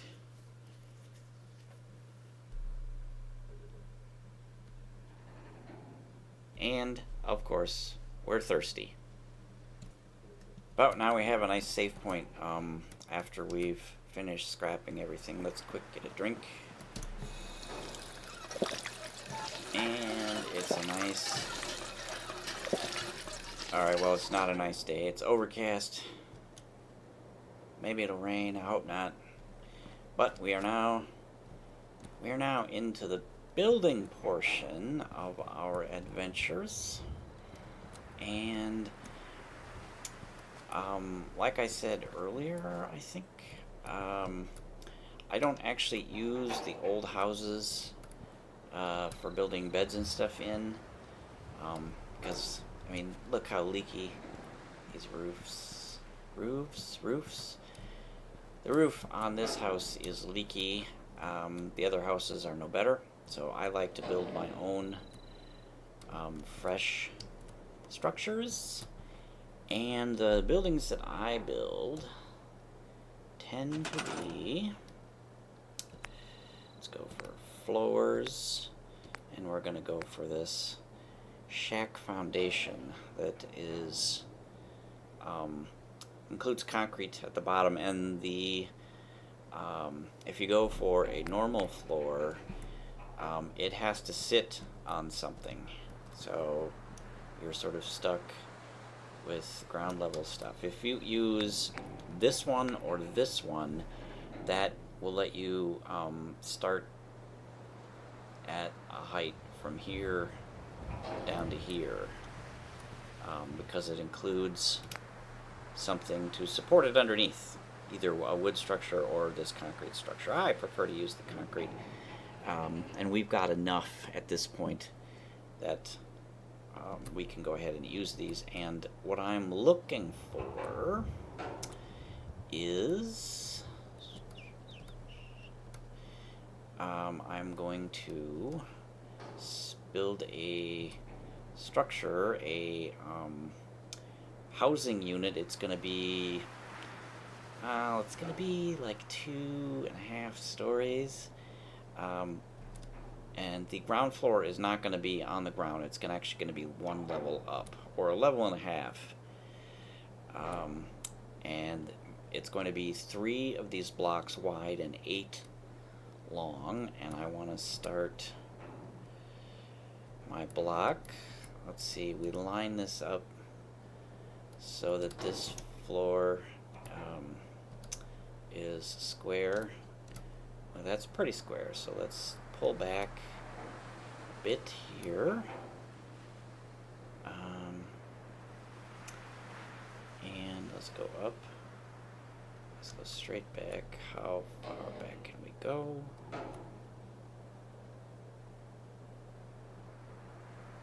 Let's go roughly there, and let's see, we put these other 2,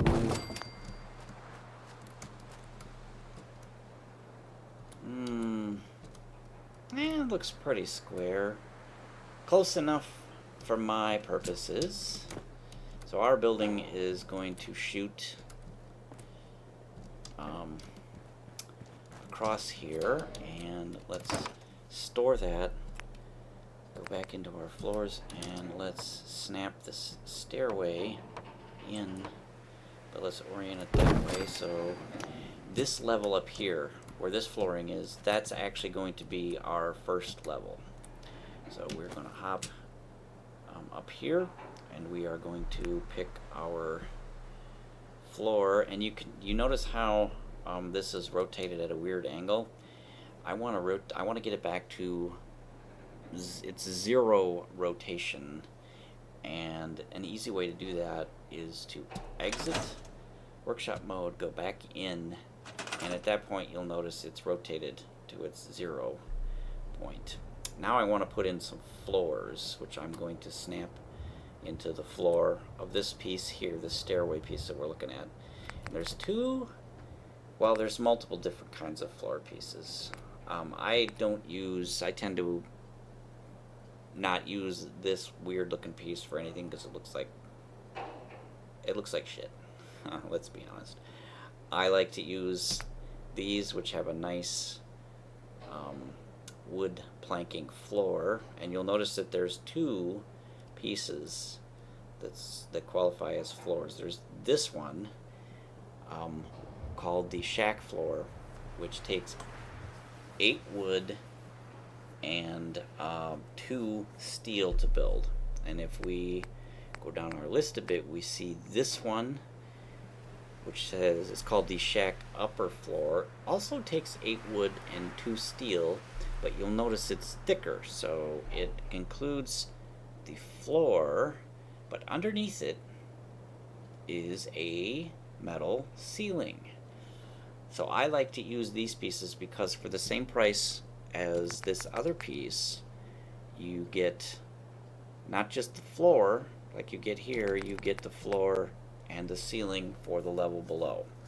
And some of these pieces we're going to be using require the ceiling to snap into, and you can do them as separate pieces. You can do this floor, and then if you go into the roofs category and you slide down to this piece here, that is the bottom half of that other piece we're looking at. But look what it does. It takes 3 wood and 6 steel. So you add that to the price of this floor, and now suddenly you're spending a lot more resources in wood and steel than you would from using this piece. So I like to use this piece for all my floors and ceilings because it's a combo piece. I like that. Save on resources. So I'm going to snap this guy in there, and I am going to snap a piece over here, and I'm going to rotate that manually. Snap that guy in, and we are going to rotate 180 degrees. Snap that guy in over there. Exit. Re-enter. And now we're all set to go. So we've got our 3 wide. 1, 2, 3. Now we need to do 8 pieces in this direction. So that's 2.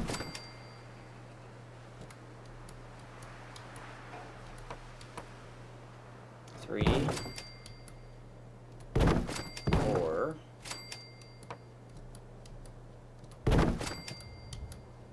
5,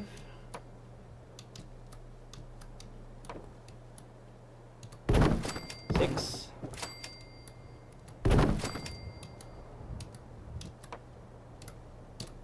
7, and now that we're out here for 7, come on, pop out there for me. Won't do it. Okay, we need to put, just like we have cement pillars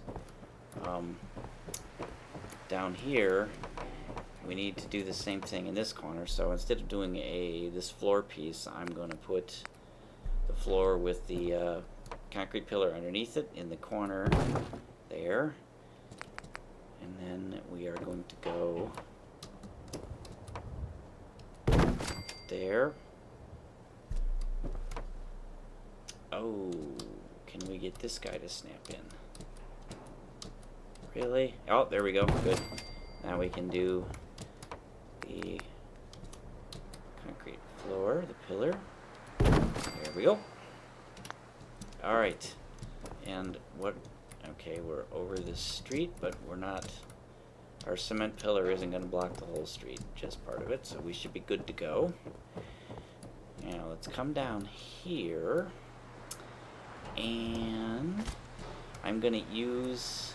Let's remove that and that, because we don't store that, because we don't need it. What we need is another set of these blocks, these concrete and floor blocks up top here, and we're going to use this piece to snap them in, because these pieces snap to the top piece of this, the flooring piece. They snap into that, and they mesh perfectly now. It looks like one, well, not a solid piece of concrete, but there's no way you can get rid of this piece of wood in here. So you just have to deal with that. I think it looks okay. So we're going to add another one down here. That snaps in for us. And we're going to hop up here. And we're going to come up here, and we are going to build... Let's see, we are going to build a stairway here, and we're going to sort of do it manually. So we're going to put another one of these floor-ceiling combos sticking out there, and then we're going to put some of these stairs here and here, and then we are going to put in a landing at the bottom of those stairs, and we're going to use this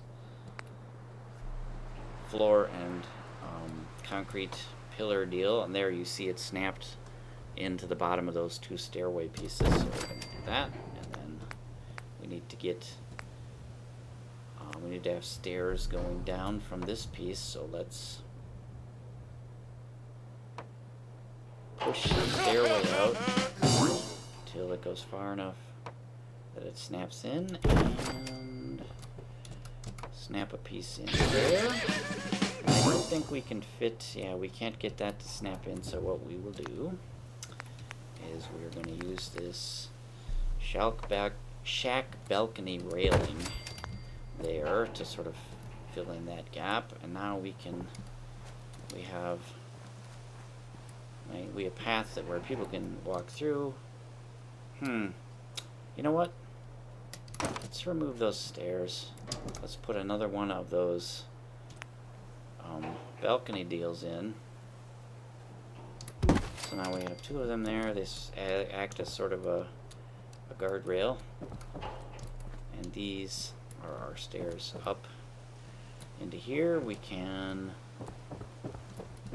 store this piece and put in another one of reorient by exiting and re-entering, and now we can, that snaps in, so we can actually finish building this out.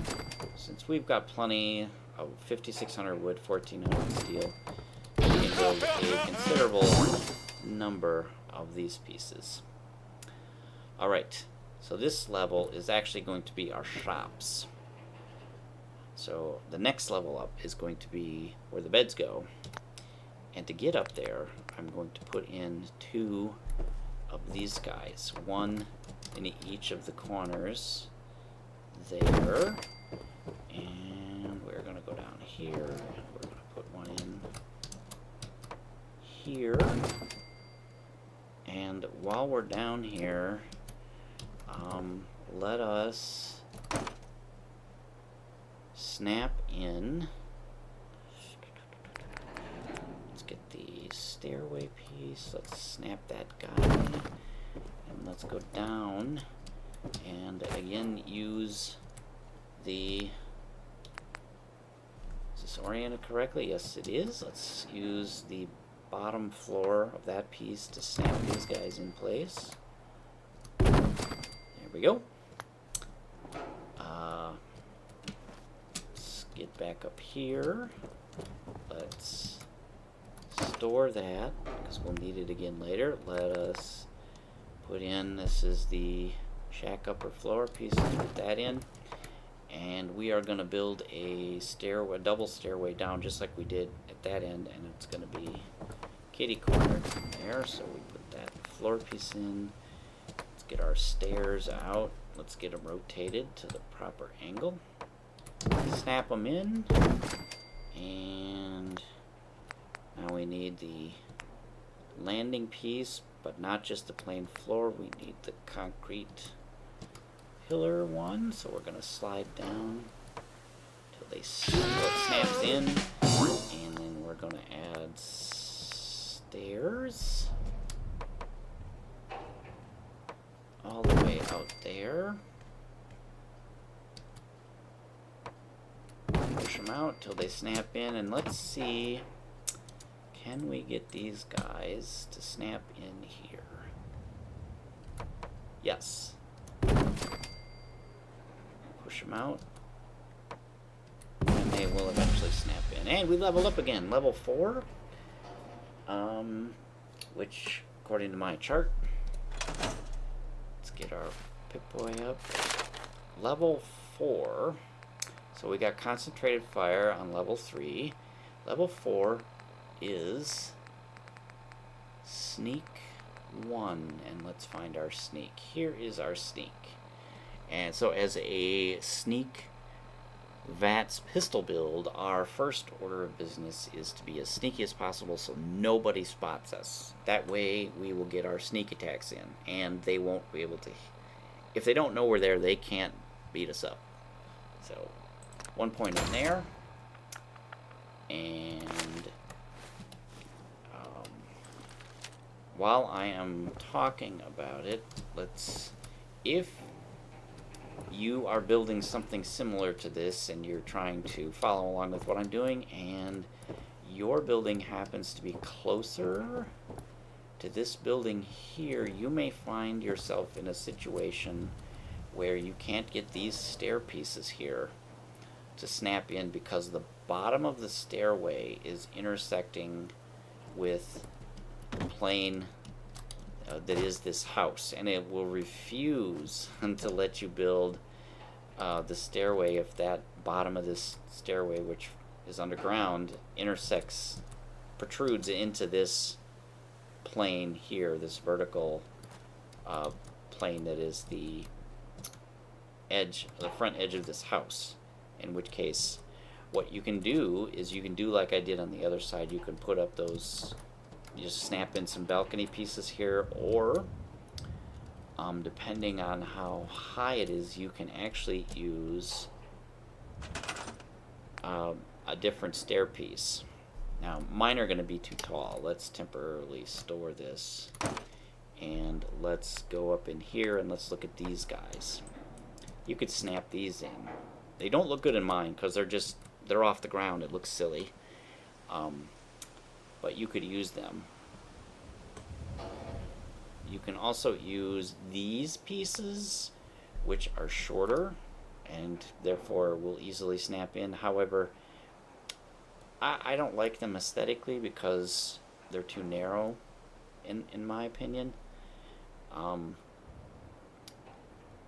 prefer these, and you'll notice these big stairs and the little stairs, they both take the same material. So if I can use these, I will use these instead of the other ones because they're wider.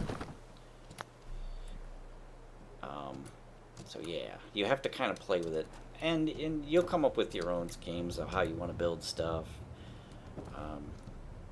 Don't doubt it will be different than mine, and that is perfectly fine. My building that I'm doing is only one possibility out of an infinite set of possibilities for building these. Alright, we're gonna put our walls in here in this corner. Let's see, we need a piece there. Thank you, Mr. Idiot Savant. Alright, let's go do the same thing down here. We're gonna go there.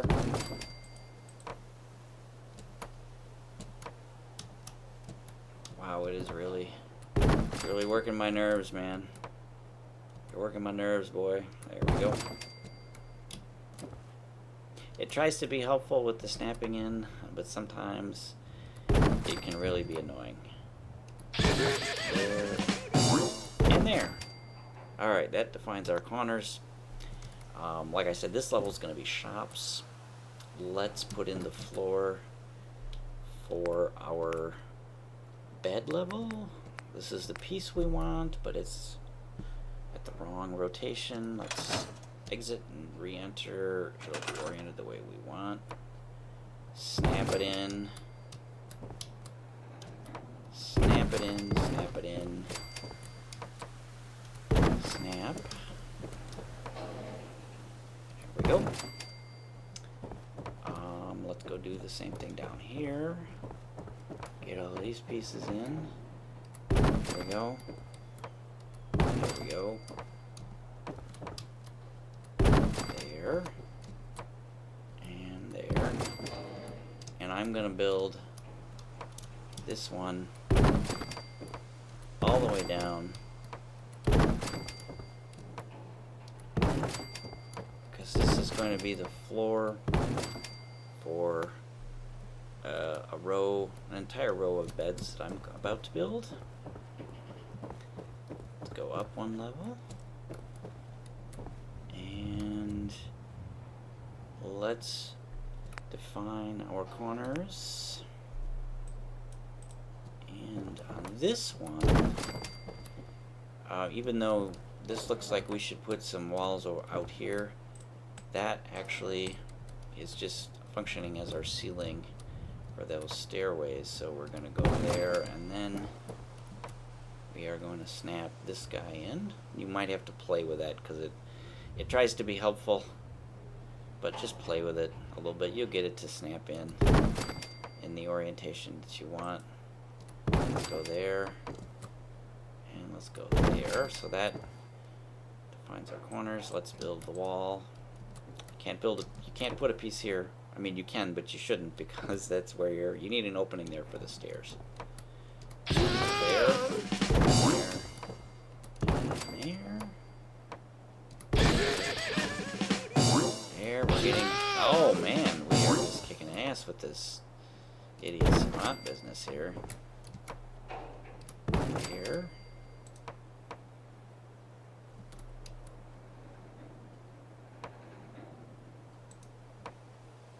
There we go. Get it while it's snapped in, and we need that piece, and that piece, and then... Alright, I'm going to build a row of beds here, and one thing that you need in order for your beds to count towards as beds for your settlers is they need to have a roof over them. So we are going to build this row roof all the way down.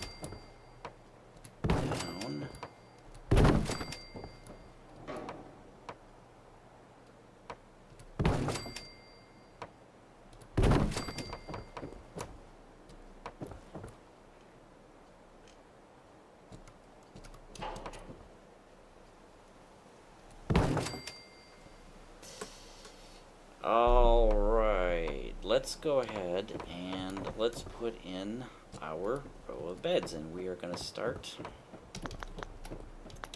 furniture, beds, and we're going to go all the way to the end, and we're going to get the nice clean looking one. And I happen to know that this is oriented wrong. It's 180 degrees off, so because it's hard to tell because of the perspective we're at, but the zero rotation point is with the tall railing. You can see that this bed actually has tall railing on one end. That's the head end, and you can also tell that because there's the white sheet showing through down there. So let's reorient, exit, enter. There we go.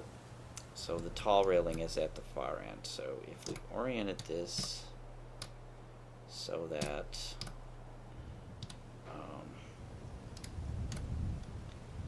we can get it as close to the wall as possible. Same thing with the end. All right. We are just gonna we're just gonna go backwards, and we're gonna move small amounts at the end until these guys are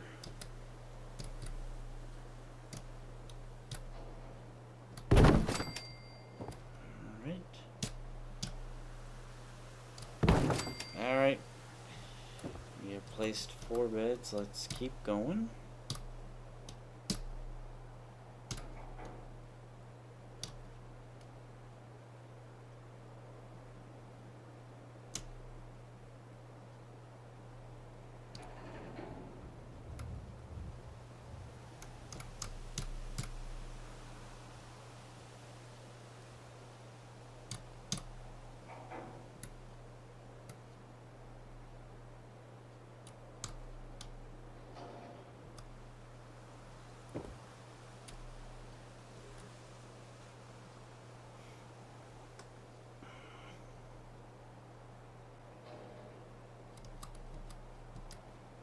Alright, let's keep placing our beds.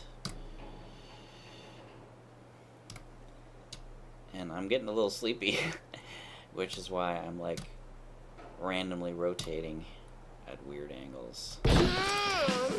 Alright. Settle down, idiot savant.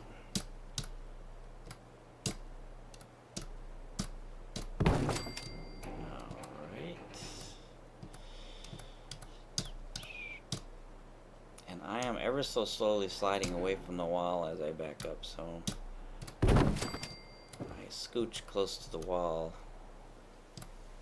from time to time.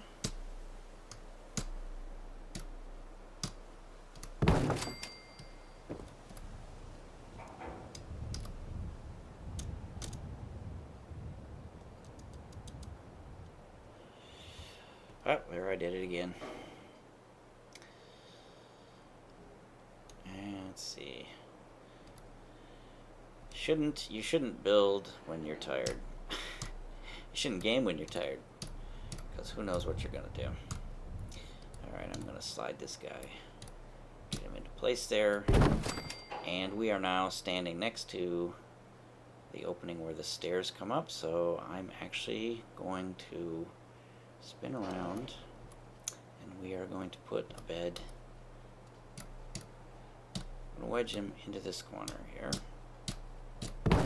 There we go. So you can now see our bed total is 11. And remember, there's 1 that we built in this house. So there's actually 10 along here. So we should be good for a while. I am going to put an item in place. This is going to be under wooden structures. Let's find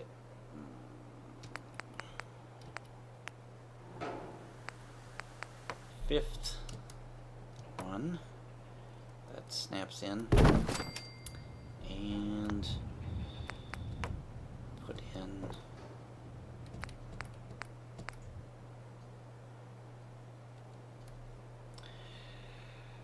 let's put the floor in there.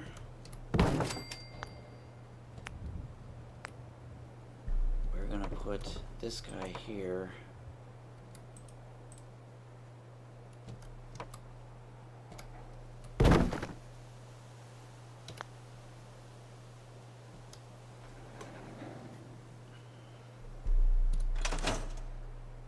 Okay, we are gonna put in the floor quick, and then we're gonna have to drink and eat.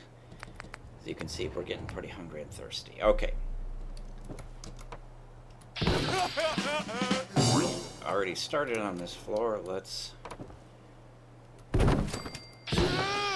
pieces are snapping in. And man, we are getting a nice bit of Idiot Savant kicking in for us. That one intelligence is really working for us, man. It's really working.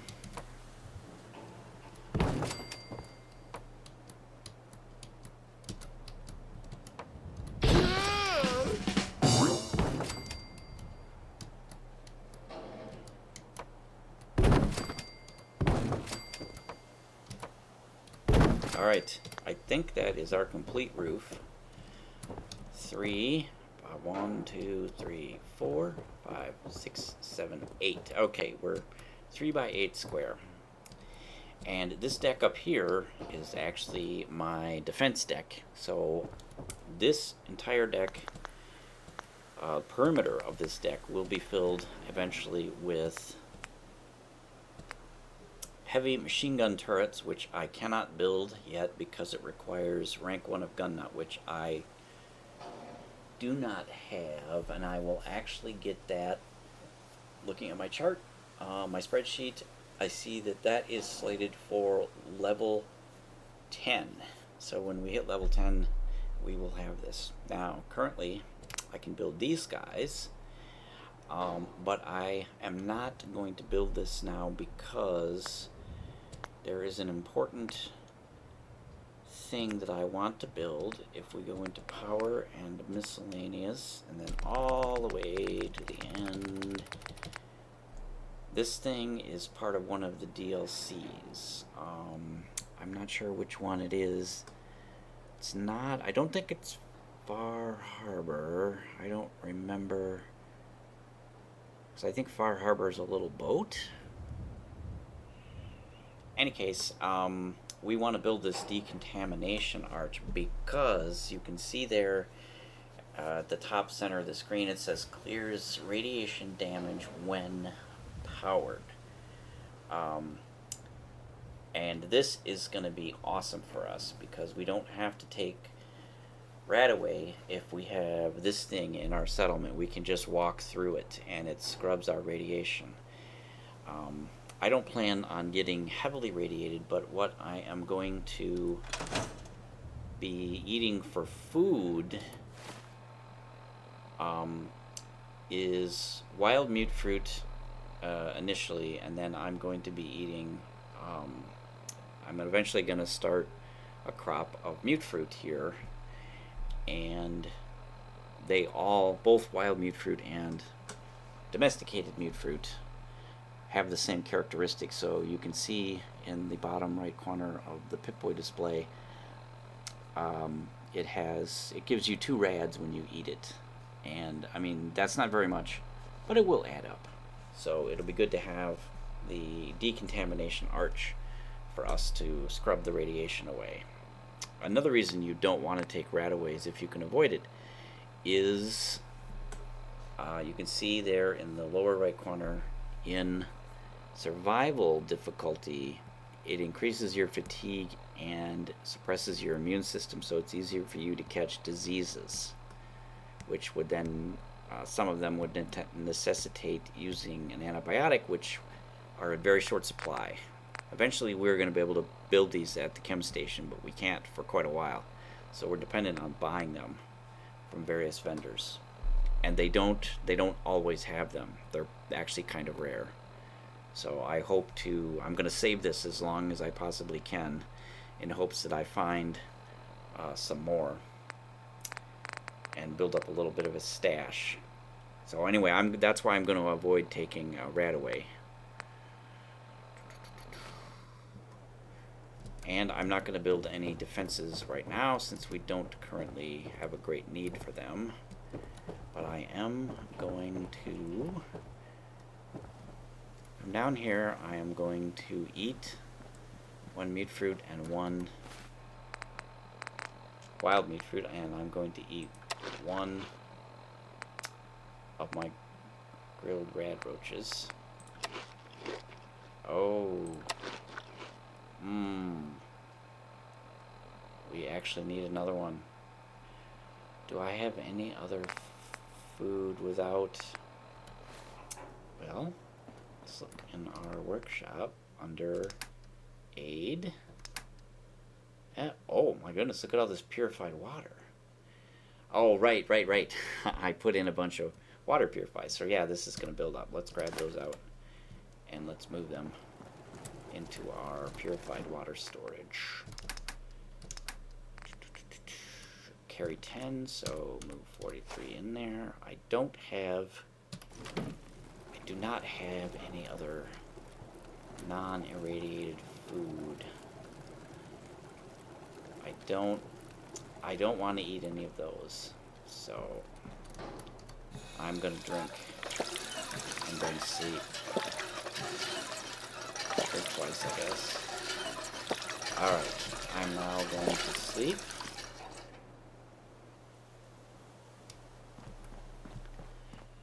And the amount is going to be dependent on what time of day. Okay, it's early evening, so we are going to sleep until morning. So 5 o'clock, 12 hours is 5 in the morning. 13 should get us to just shy of 6 a.m. Then we are going to modify our 10mm pistol to increase its damage. Then we are going to skedoodle down the road, and we are going to go to the Red Rocket fuel station, and we're going to meet our first companion that we're going to have. Let's drink. Alright, and we're going to modify our weapon, and because we slept, we have well rested, which is going to increase our endurance and agility and give us plus 10% XP bonus.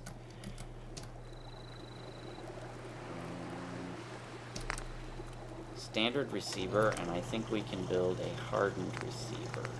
That increases our damage from 18 to 22. I'll take it, quite frankly. Let's see, can we build anything else? Yes, we can build a long barrel to increase our range. Let's do that. Standard grip. We can build the comfort grip, which increases our accuracy at the expense of some small amount of weight. Let's do that. We're stuck with the standard magazine.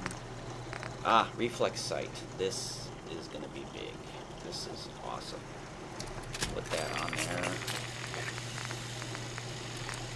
Can't build anything of our muzzle. Our ultimate goal is to get the suppressor on there so that it's really, really quiet.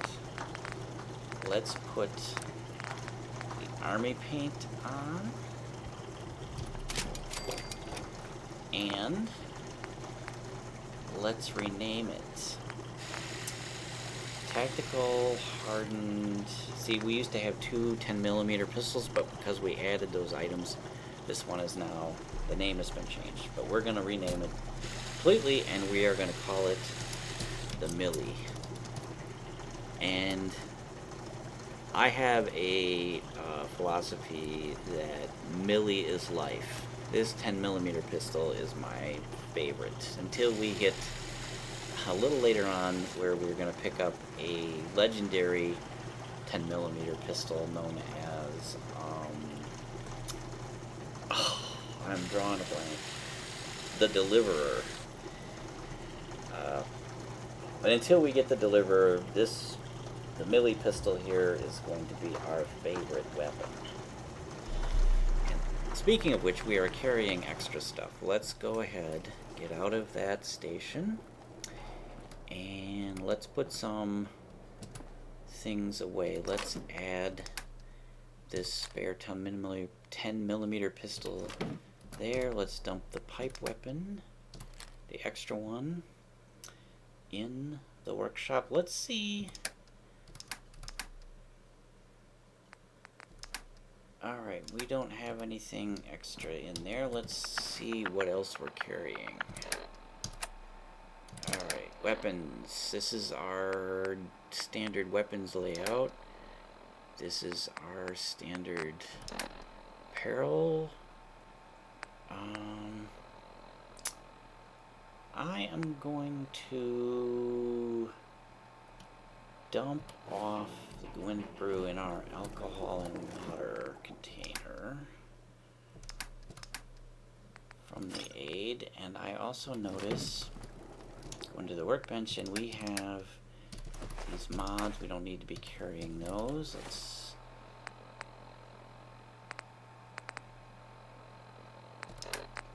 miscellaneous. Oh, we're carrying junk.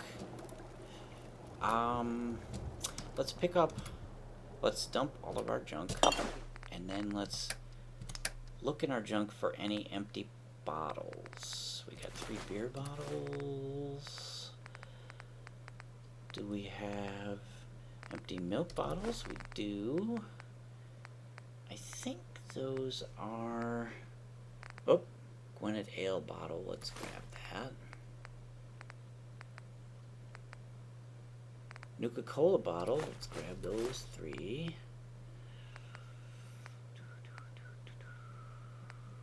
Oop. Let's grab this preserved cigarette pack out. I'm going to build a small collection in here of special items that we are going to use for decorating our settlements way, way, way into the future. But one of those items, if we look in our junk, whoops, in our junk is this preserved cigarette pack, which looks pretty nice. All the other cigarettes we pick up are going to look like crap. They're not going to look this nice. So let's go ahead and move that in there. We're also going to be collecting anything that is labeled clean, like clean broom, clean coffee cup, anything like that is going to go in this special container. All right, let's see. Oh, let's fill these bottles. So our fill bottle. Let that do its magic. And then we're gonna dump, we only want to carry 10 of these, so we're gonna dump off whatever extra purified water we're generating through this activity here.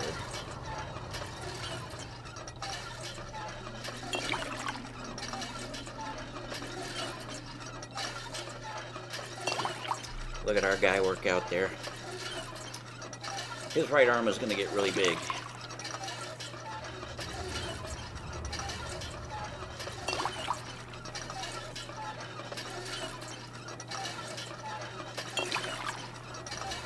I think it actually slowed down how fast it's generating this.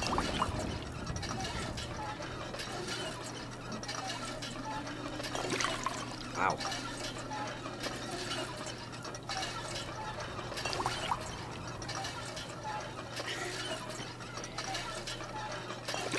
How many of these bottles do we have? Good. Alright, we're done. Now let's go to our water storage and see how many we have. Oh, 13 extra. There we go. Alright. I am going to go ahead and I'm going to sleep for 1 hour just to generate another save because we did a bunch of stuff after we woke up. So let's save that. Let's get our... Let's check our loadout, because I think I picked up some stuff.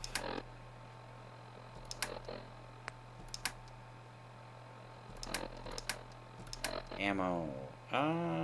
We are a little heavy on the ammo, but I'll allow it. Doesn't hurt to have extra ammunition. So we are going to leave Sanctuary for the first time.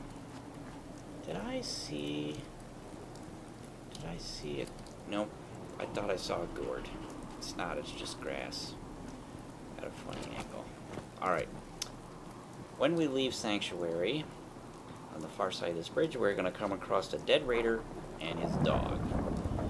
And these are always here. The raider might, I think, have slightly different items on them, but these guys will always be here. So let's grab all of this stuff up.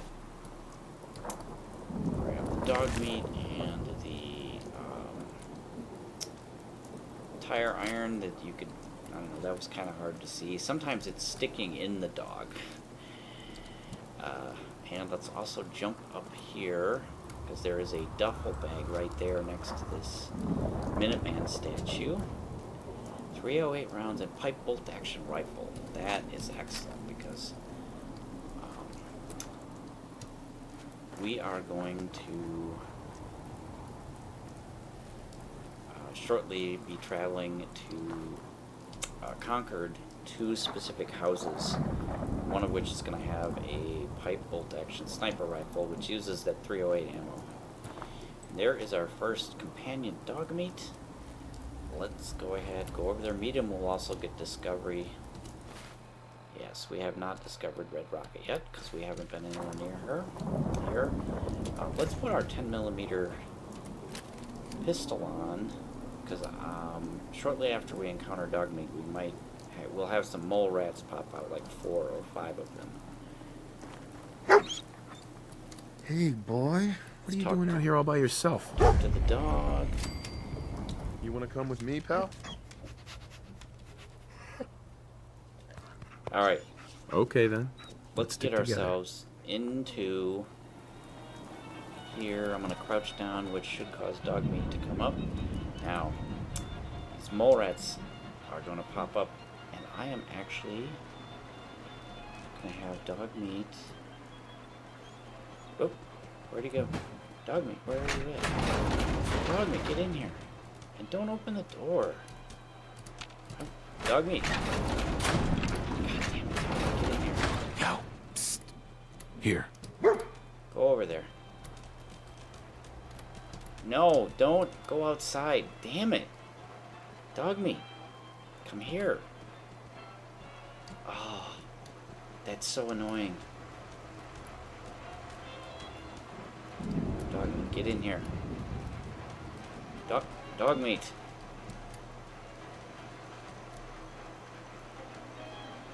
Oh, god damn it.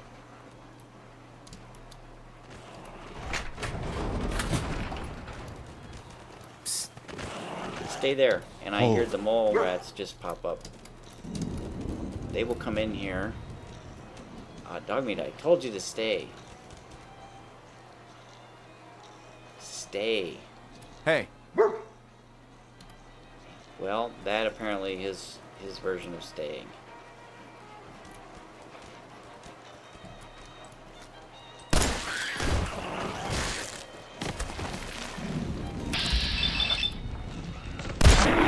We are going to shoot these a-holes as they come in here.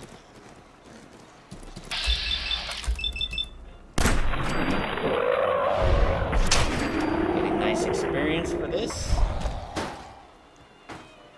At least one more out there. Reload while we have the chance. Where's Dogmeat? Dogmeat is Garden R6.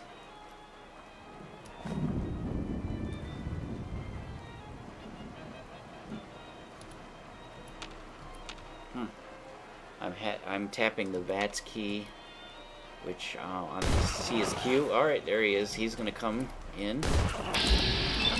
So is that last one. There we go. Got him. Let's wait for the last guy.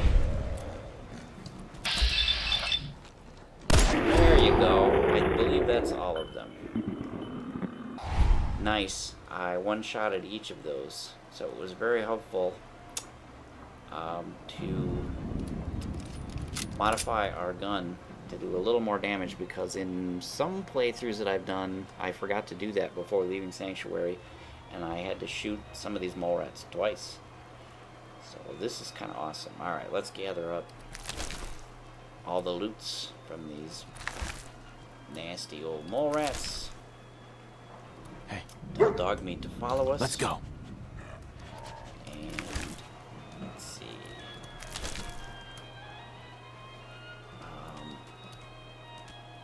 I shot one out here, right? Yes.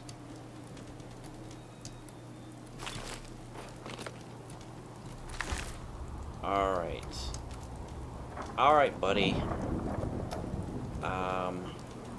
This red rocket is actually another settlement. All we have to do is, I'm going to turn the radio off, is search this, and we have now activated this. Let's go ahead and scrap a few items while we're sitting here, including that junk. And we are going to, actually, no, let's not do that. Let's pick it up directly. Oh, Dogmeat.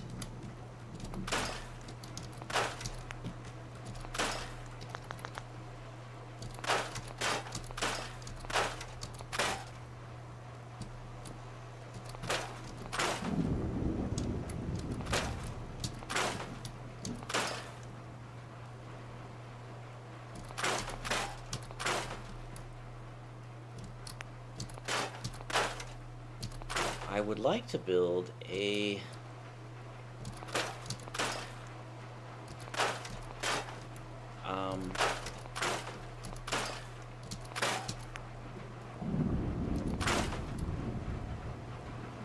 interesting.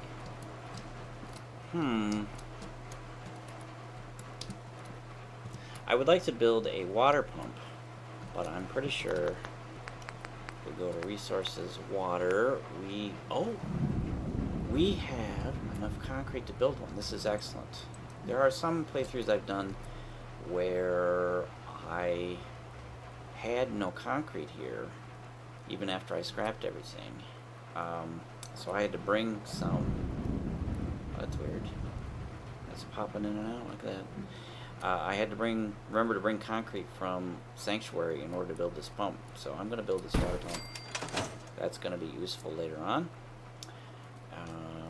There is a cooking station here, and we could cook those mole rat meats that we found. But I am actually going to make a short excursion up here. There are 3 wild mute fruit bushes here. And I'm gonna pick these two here, and then immediately eat them. And that, I think,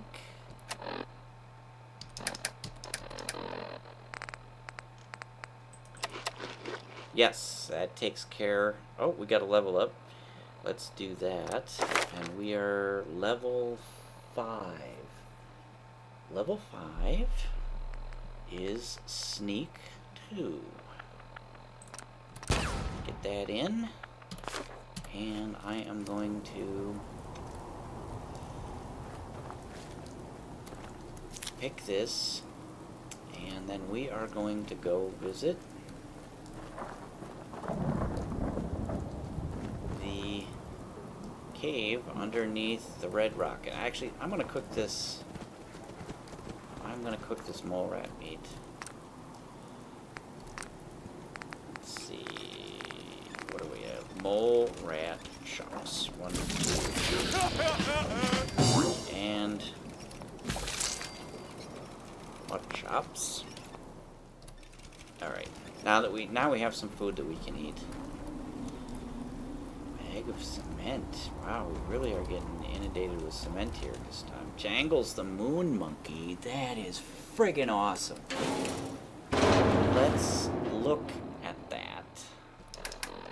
Jangles the moon monkey. This is items. I'm gonna collect all these that I find for my kid play area. Look how fun that is for the kids. It's a moon monkey doll. That is awesome. Let's go ahead and let's drop this. Dogmeat, what are you doing?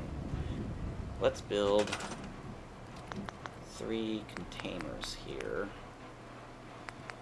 we have enough wood for 3 of my yellow box standard containers? Yes. 1, 2, 3. And let's put Jangles in the middle box for now. Jangles. And let's dump the rest. Deposit junk. And we need to move these into the corner next to the workbench. The bottom one, they all move as a stack. Put those guys there. And I'm going to close the garage door by pressing that. Alright. Let's go ahead, get a drink. There we go.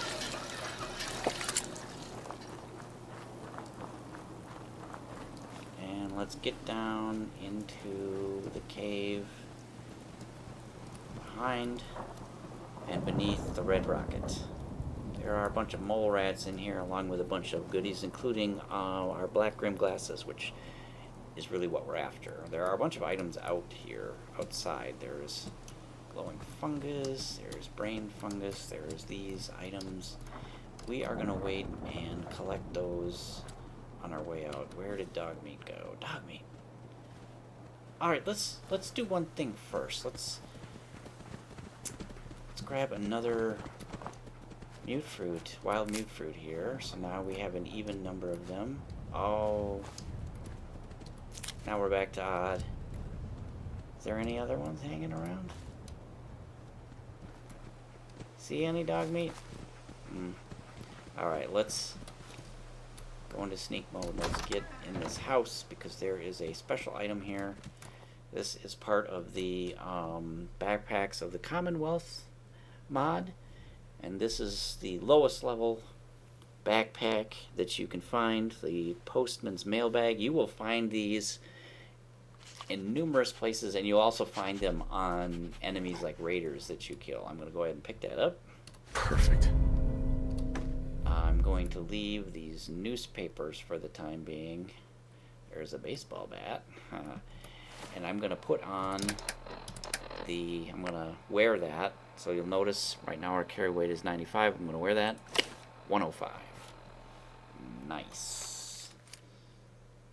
Cap stash. Let's pick that up. Then let's go back to the... there are some bugs over there. We're going to leave those guys alone for the time being. We are going to go back. And we are going to get into sneak. And then we are going to get in this cave here.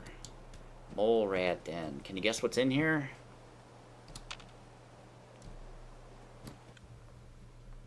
If you guess mole rats, good job. Alright. We are going to go. Alright. I'm walking, so no, I'm not walking. Now I'm walking. So I'm sneakier. Much quieter. Because we want to get the drop on this mole rat. There we go.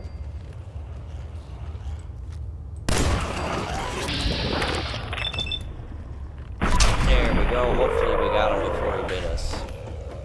We did. Sweet. Alright, we are actually... Reload.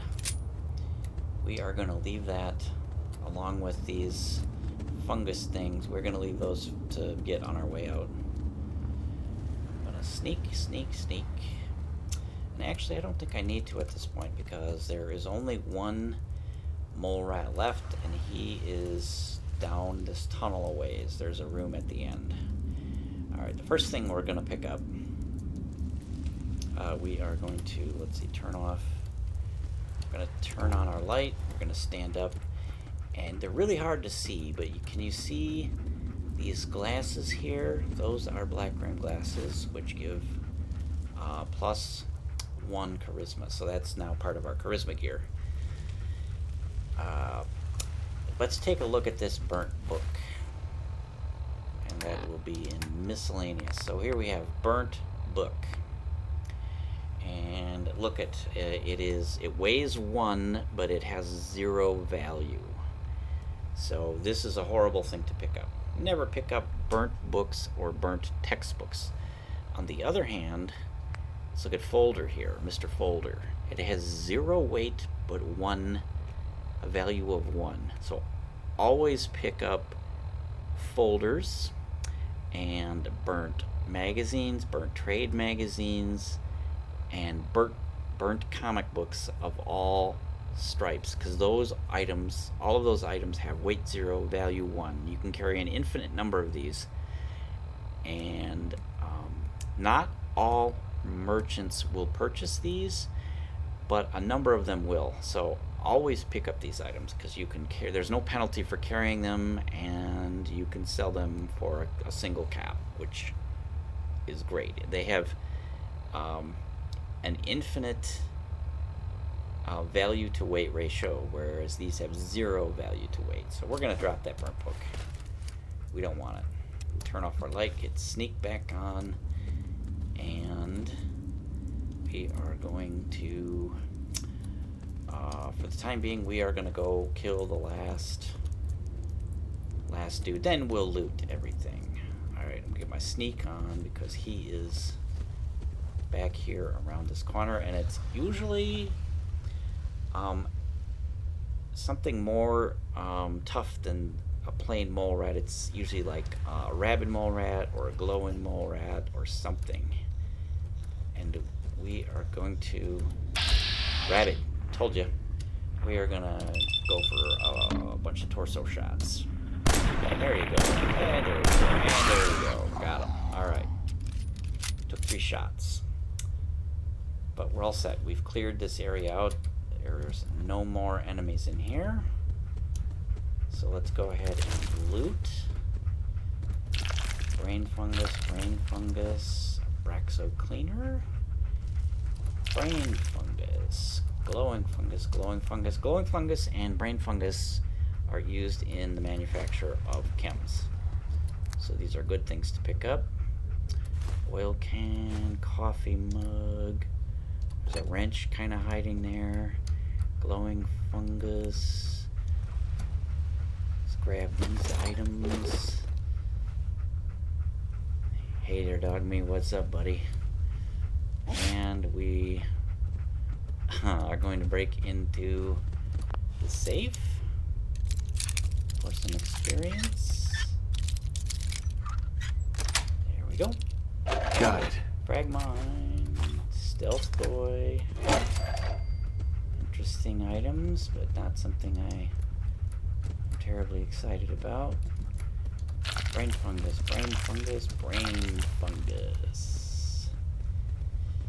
Glowing fungus. Bones. Bones are good because bones are an ingredient in cutting fluid that you can make at the chemistry workstation. Cutting fluid scraps into steel and oil. Oil is very important. So you'll be making a lot of cutting fluid, so you'll want to pick up any bones you can find. Because oil, you need oil in making, among other things, those turrets, I think. Glowing fungus, brain fungus, mole rat. Let's move this nasty bastard out of our way. Glowing fungus, plunger. Let's turn our light on so we can see some shit.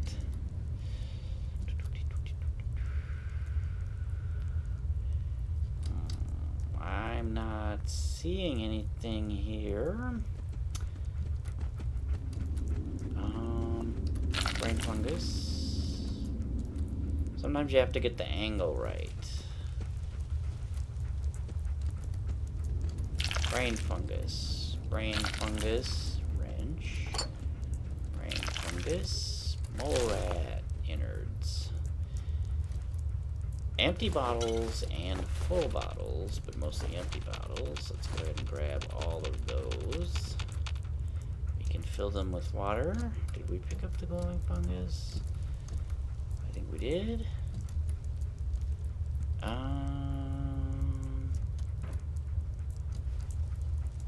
glowing fungus, brain fungus, bucket, and alright. If you notice, when you look into this corner, it looks like there's something wrong with the air. It's wavering, kind of. That indicates there is a flammable gas in there. It doesn't seem to affect you when you stand in it. Like, it doesn't say that you can't breathe or anything like that. But what can happen is if you discharge a weapon in here, this gas will ignite, which is bad because it will burn you. And it will cause this canister to explode, which is really bad because that explosion will kill you. I'm gonna grab those items. I'm gonna grab a heavy pipe sniper rifle. Interesting. We'll take a look at that when we get back at Sanctuary. Grab these brain funguses.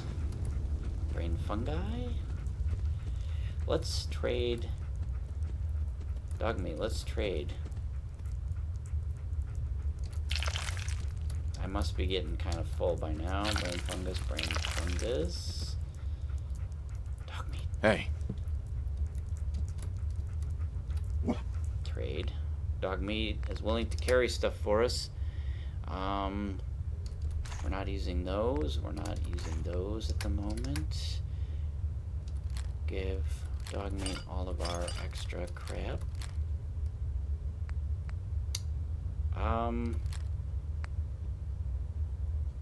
I think I meant to hang on to one of these pipe pistols. Alright, let's give him... Oh, Dogmeat is full? Really? Dogmeat. Carry any of those? Yeah. Fungus? How about mole rat chunks? No, not mole rat chunks. We want to keep those. We want to give him the uncooked meat.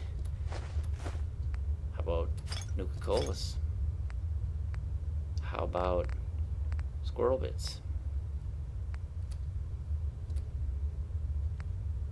Alright, I think he is well and truly full. Let's sort by weight. Go to the end. Nope, that is the lightest thing. That's the lightest thing in the game. Things that weigh 0.1. Well, technically no. Things that weigh 0 are lighter, but things with actual weight, this is the smallest amount you can have, and he cannot take that on, so he is well and truly full.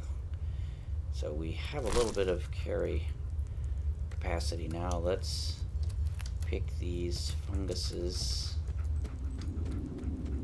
Interesting. Grab that. And there is radiation back in this corner from this device, so let's go ahead. Let's dash in here. Grab that. We'll read it later. Grab that. Those two. Grab that. And I think grab that. I think that's it. Let's get out of that corner. We took a little bit of radiation damage. Not too bad. Alright, let's grab that. And I think there's some glowing fungus here and here. And there's some brain fungus on the ceiling.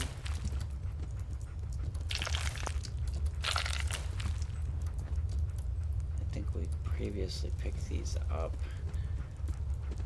Alright, I think we are ready. Whoop, whoop, I heard something click over here.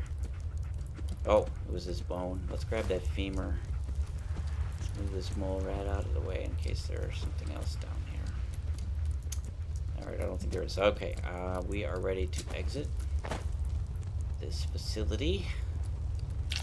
And on the way out, we are going to grab brain funguses and glowing fungus and mole rat items.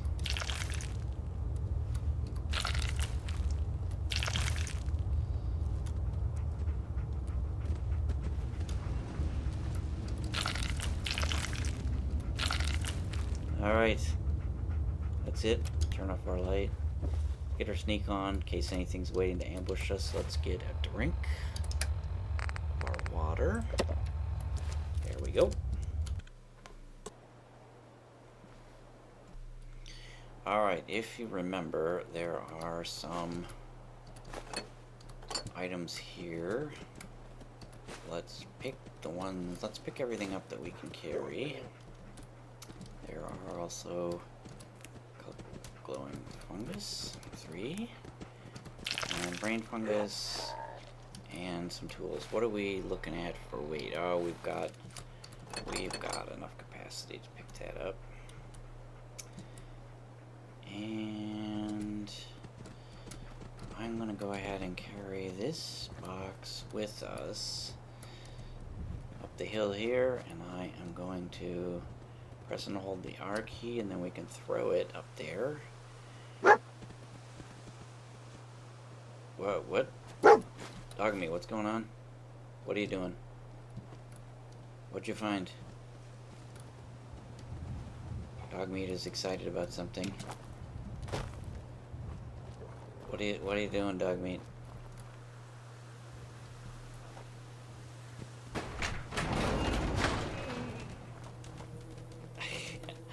Oh, he is on about something. Alright, he found a cap stash. Thank you, Dogmeat. Appreciate it. Or are you looking in here right away? More money? Is that it, boy? Good boy. Good boy. Get out of the way. Get out of the way, Dogmeat. But thank you, for, you know, finding whatever. Folder. Let's pick that up. Dogmeat, what?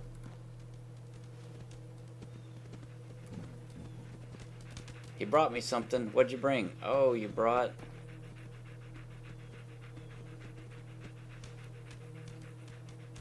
What did you... He had a stim pack in his mouth. Did he hand it to me directly? I figured he would drop it. Maybe it's in his inventory. Hey. Let's see what he's got. Does he have a stim pack in here? Yep. Yeah, he does. Yeah, he does. I don't think we handed him a stim pack, so he went out and found it. It was laying on the ground, like right over here somewhere, and he picked it up and brought it to us. That's pretty cool. Alright, here are some Burnt Fashion Magazine and Burnt Lifestyle Magazine. Let's pick those items up. And let's actually go back over here because we were in the middle of something when Dogmeat got all excited. We were picking up something. There was a red gas canister. Did I pick that up? I think I did. Alright, there was also, there we go, there is another one of those. Let's pick that up. Carry it up here and drop it with the other one. There we go. And grab those. Oh, I'm carrying too much. Dogmeat, help me. Help me, Dogmeat. I'm gonna dump my junk into the workbench here as soon as I get in there.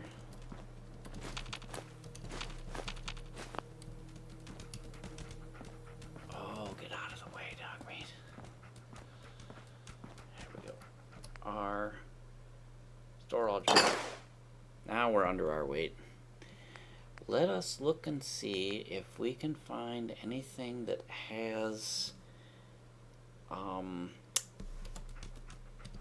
what are we after? Well, we were after, I think, fiber optics and circuitry. I know this telephone has circuitry. Circuitry, copper, fiberglass, screw. Let's go ahead.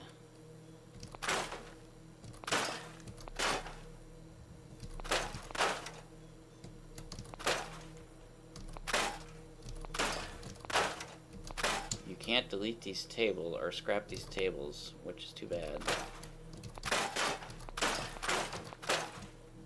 Let's scrap everything else that we can find.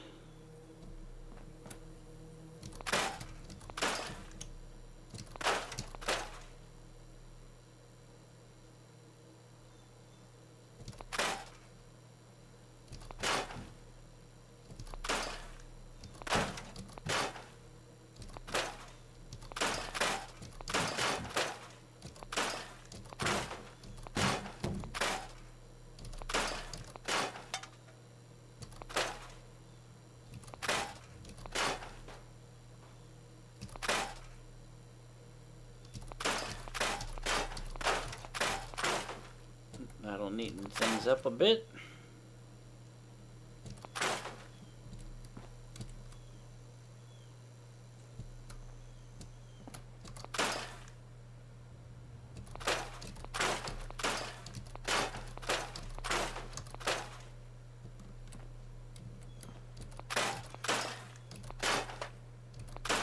Now, if you read that terminal, there's some things in there that are not terribly important, where it talks about what car repairs they're doing for whom, but there is an item of interest in there where it talks about the fact that they are dumping waste, radioactive waste, into the cave underneath the Red Rocket, which that sort of is where, if you don't know about that cave, if you read that bit about how they mention it, it's not like super direct, like, hey, you should check out the cave underneath the Red Rocket, but it gives you a hint, which should encourage you to go back there and check things out. Something flashed. What was that?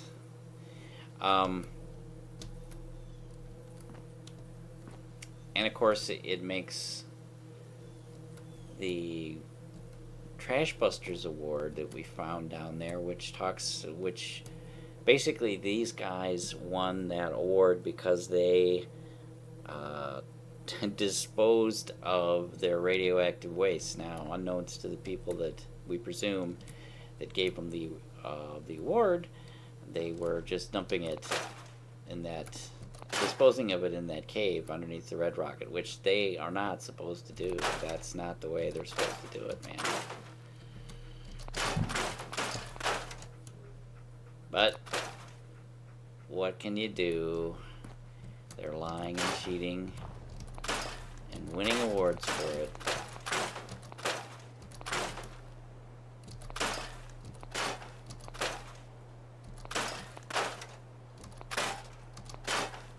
Alright, I'm gonna scrap as much as I can, and I'm hoping that when I'm done I'm gonna have some fiber optics and circuitry available to take with me back to the Red Rocket, so that I can build that decontamination arch. And we'll have to build an additional generator because we're currently using all the power the other two provide in order to run our water purifiers, so we would have to shut some of them off. Or you just build more generators, which is what I'm going to do. Get this cleaned up, all nice and neat.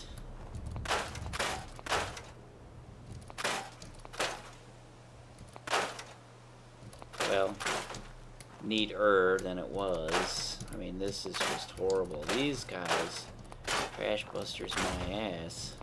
These dudes just leave junk just laying around, just looking all nasty. And we definitely do not.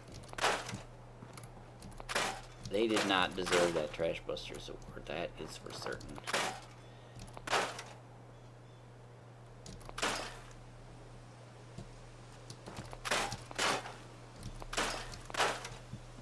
Alright. Be careful up here. I'm going to want to leave these hedges.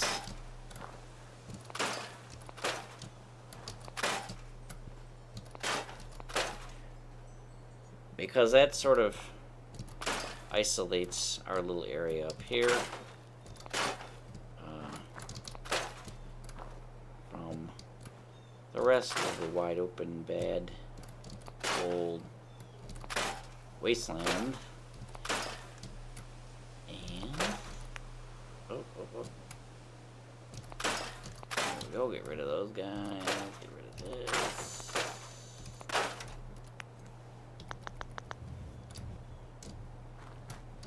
Get rid of that whole big pile. Wow, that was a big clonk of a plant.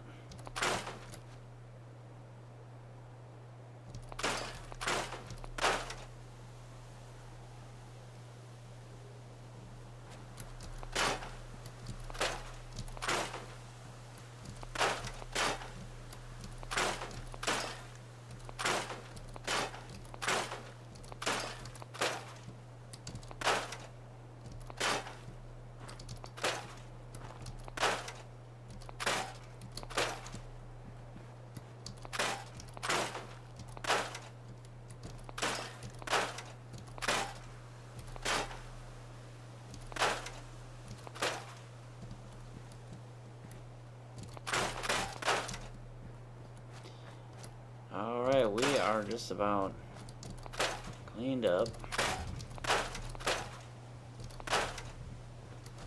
And we can check and see if we picked up any goodies that we wanted.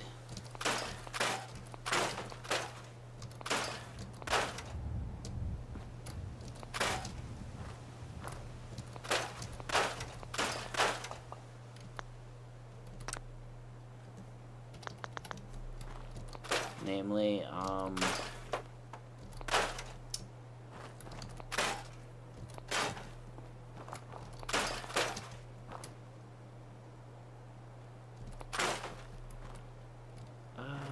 what did we want? We wanted fiber optics, and we wanted circuitry.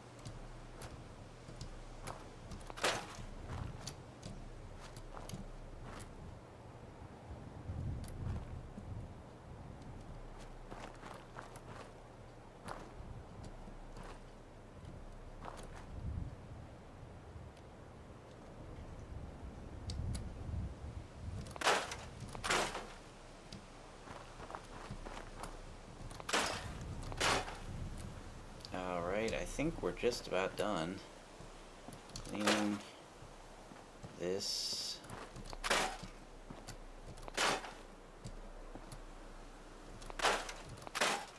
area up.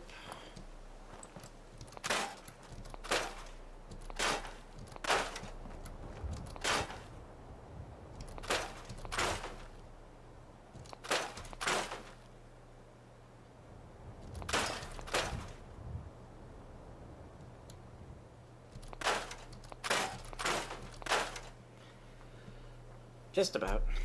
Just about.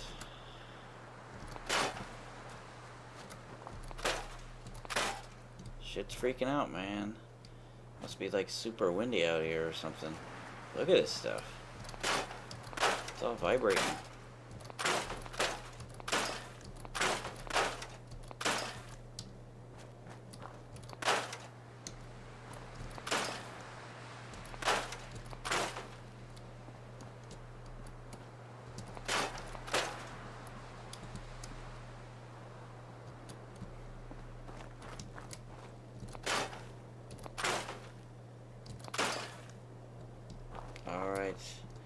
We've now cleared some open area, and I build a building. I build my block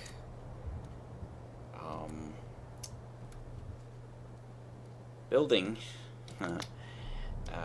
3 wide here and then 8 down this direction, I think.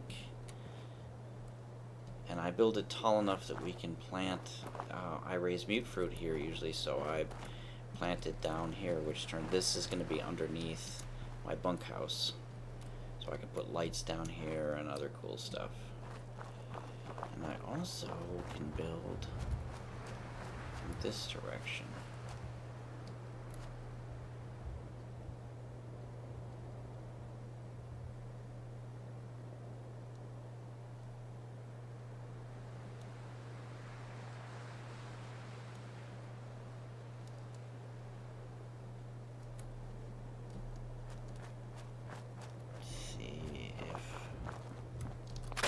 I think we have, yeah, there's a few more items down here. Let's clean this up, make it look nice and pretty. Now the pretty. I think there are some.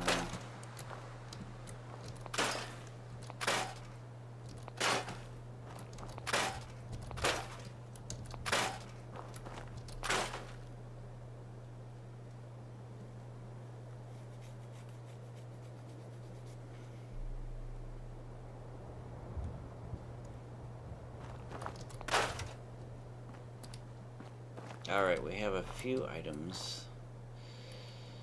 Beer bottle. Beer bottle. Beer bottle. And I think the rest we can scrap.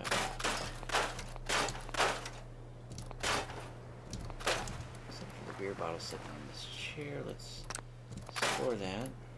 Oh. Let's get rid of the sign. Yeah, that I kind of like. Get it nice and clean.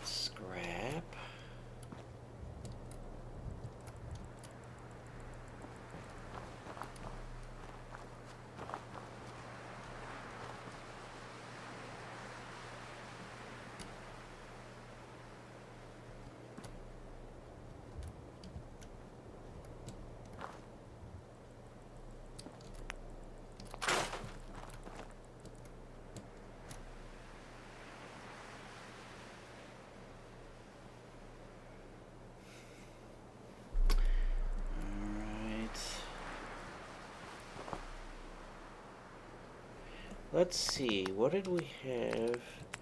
Power, miscellaneous, all the way to the end. Oh, we did pick up some circuitry. But we still have no fiber optics. Let's grab the circuitry from here. Circuitry, junk circuitry, circuitry.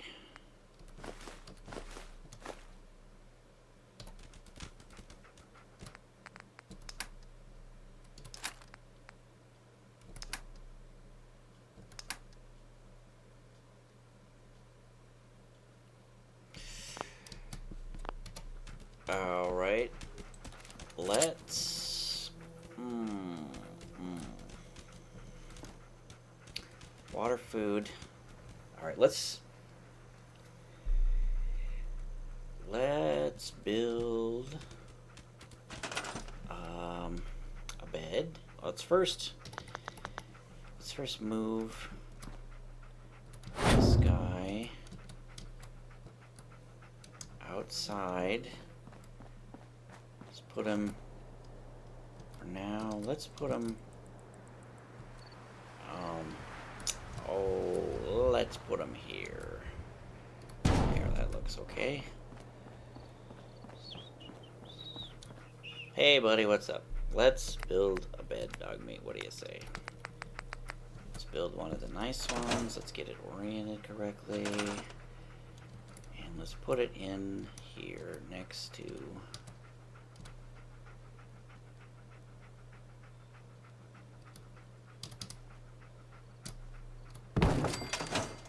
Alright, so let's eat some food. I'm properly fed. Let's drink some water. Let's move this water pump so that it's immediately there when we exit Dogmeat. Here we go. When we exit this, it's right there. Let's grab that. And let's drink. Let's sleep for 8 hours. That takes us to 6 a.m.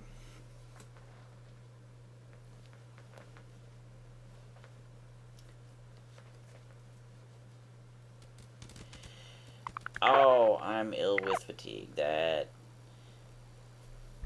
Man, I just can't cut your break. Alright. We are going to adventure into Concord. Far enough into the town itself to get the discovery, because Codsworth asked us to do that. So that is a quest that we have. Investigate Concord. Okay, so we're going to get in close enough to finish that. These are both from add-ons, from mods, I believe. That actually might be part of a DLC. But we are going to head into town, and on the way there, we are going to run across some blood bugs, which we spotted earlier. But this is going to allow us, we're going to sneak up on them. They're down here, both of them, by this carcass. There is one right there, and I'm going to get close enough. And I'm going to free shoot that. We should get our double damage because of sneak attack, and then the other one's on the other side of the carcass, and as soon as we kill this one, that one will pop up and we can use VATS to target that one. Dogmeat's also gonna run that way, but I think we can kill this dude. Oh, it's gonna take 3 shots to hit him. Alright, well let's see what happens.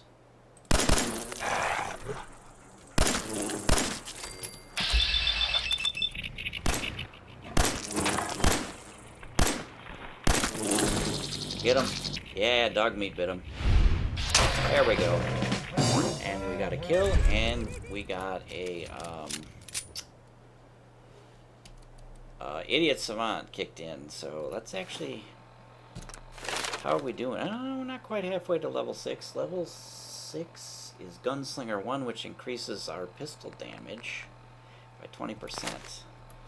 So we are well on our way, buddy. Let's loot the blood bugs we killed and the Brahmin carcass. Brahmin had a silver plate. That's kind of interesting. Get those two. We've got a hub flower here. I'm going to continue to sneak so I don't get killed by anything that's sneaking up on me. We've got 2 more hub flowers. And we discovered Concord. Fantastic. Let's go here. Let's get this. And I'm going to sneak around the house here. There is a toolbox underneath these stairs. We're going to grab that. I'm going to go into the house. And there are a number of items in here. Cram. And I think... a sugar bombs? No. Dogmeat. What am I missing?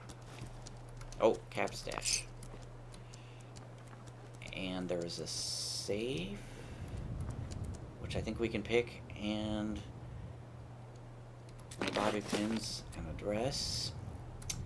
Not terribly excited by the dress. Can unlock that for experience. That's always good. Let's see. Yeah. Sweet. I forgot to empty Dogmeat. Hey. Shh. Yeah, I forgot to empty Dogmeat when we were at the, what's our carry weight, like 60? Ah, we got a little bit of weight to go. That's good.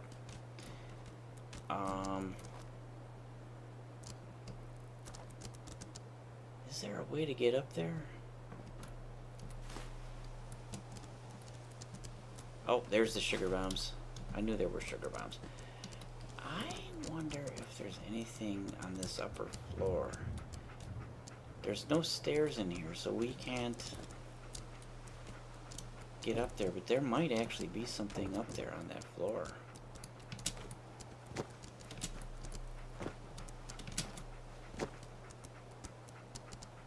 Huh.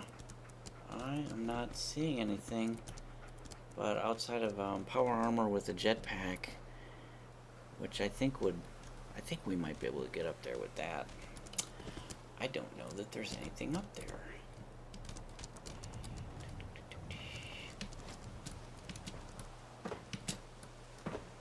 Yeah, I think with the power armor jetpack, we can, from here, we could shoot up enough to get on the roof, and then we could see if there's anything up there. I'm going to try to remember to do that way in the distant future. Alright, let's continue our way through town.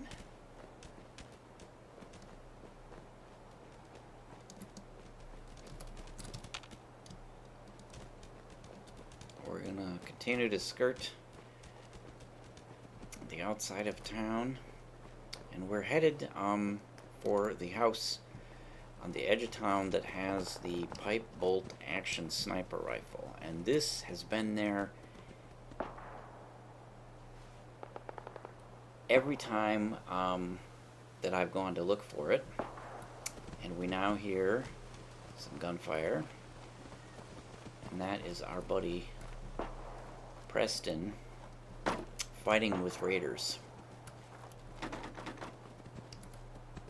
Dogmeat, are you knocking stuff over, or is there somebody else out here? Alright, the house we're headed for is this one that you can see the interior, and there's an upstairs, and the sniper rifle is actually next to a dead raider upstairs. There's always a dead raider, and I'm hoping he has all 5 pieces of leather armor. I was doing an earlier attempt at doing this playthrough, and I found all 5 pieces of plain leather armor. It was fantastic. Alright, there's Preston. You can sort of see him. He might shoot his laser musket off. There are a number of raiders that are hassling him. I am going to first go upstairs and see what's on our dead raider. Grab our rifle that we're after. And then, oh, we also have a shotgun. That is good, but we ended up with the shit-ass raider armor that I do not want. But we're going to pick these guys up. I'm going to take a peek out this window and see what's going on down here. Mikey and Moss. Mickey? No, Mikey.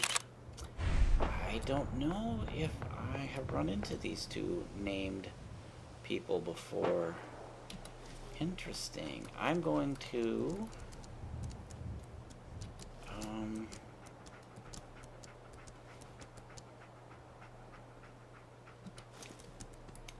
pick this, and then we're going to go talk to those 2 people that we saw out back.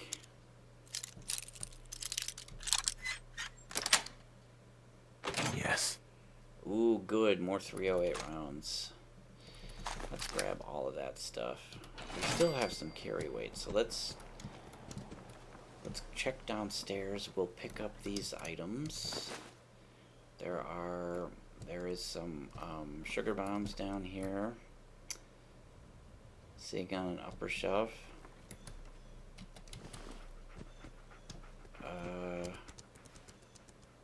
Oh, they're on top of the fridge. Pork and beans, and some bobby pins, and a couple of jet. Alright. I hope these dudes are not hostile.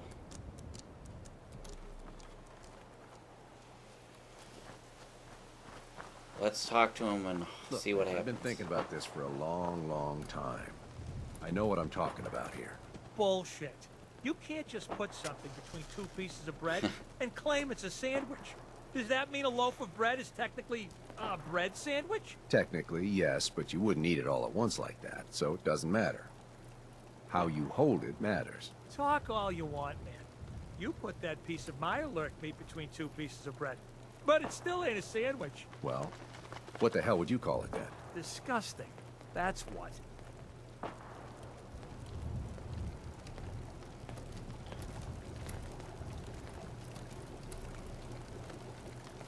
They have apparently no other purpose than to have that little bit of dialogue about what a sandwich is.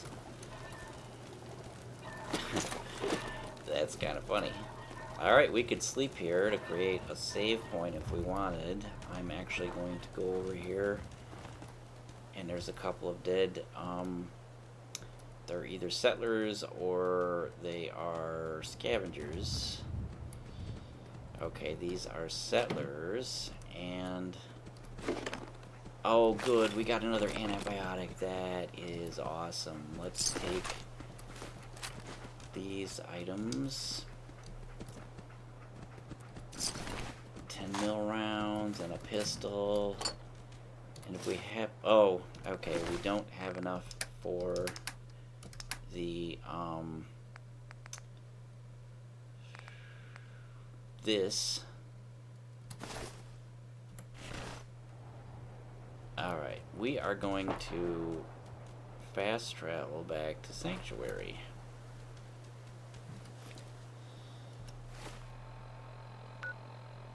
Now that we have discovered Concord, and we should be able to talk to oh,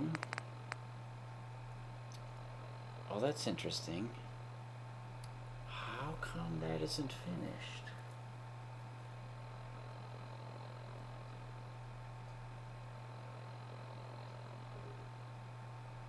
Maybe we have to go further through it.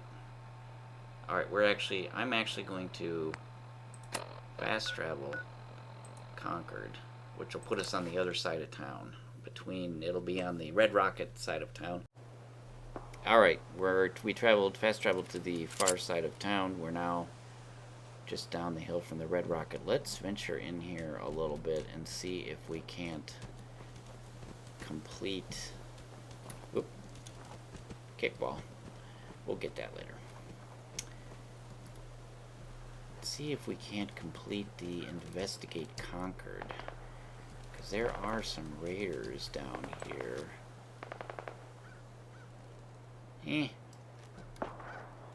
Alright, let's fast travel back to back to Sanctuary. Alright, let's get the stuff off of Dogmeat. Grab everything.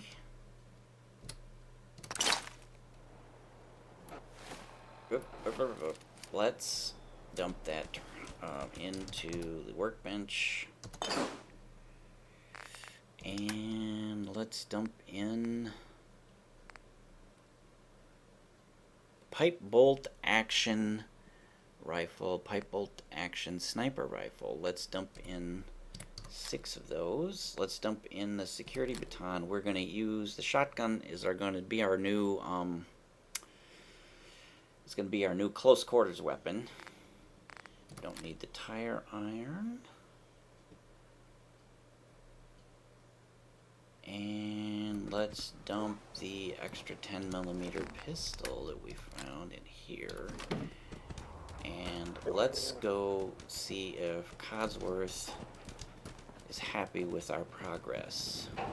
Sir, welcome back, sir. Yes. I do hope you were able to find some assistance in Concord. I only saw some raiders. Not much else that I could tell. I feared as much.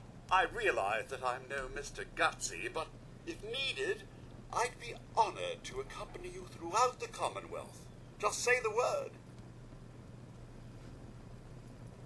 Yes, of course. Right behind you, sir. Dogmeat, we're going to send... Not to worry there, pup. Your martyr is in good hands. Send him to Sanctuary Hills. Yes. Codsworth is now said. You notice how it said Codsworth tolerates you, and that is because he is at the neutral neutral affiliation. We are going to be raising his affinity. Sorry, not affiliation. Affinity for us. With the eventual goal of maximizing it and getting his perk, which I think involves taking less damage from robot energy weapons or something. Let's see. Decoration, miscellaneous. Let's put up a dog house for Dogmeat to hang out in. Right here. He will eventually find that and start hanging out in there. Let's get our drink on.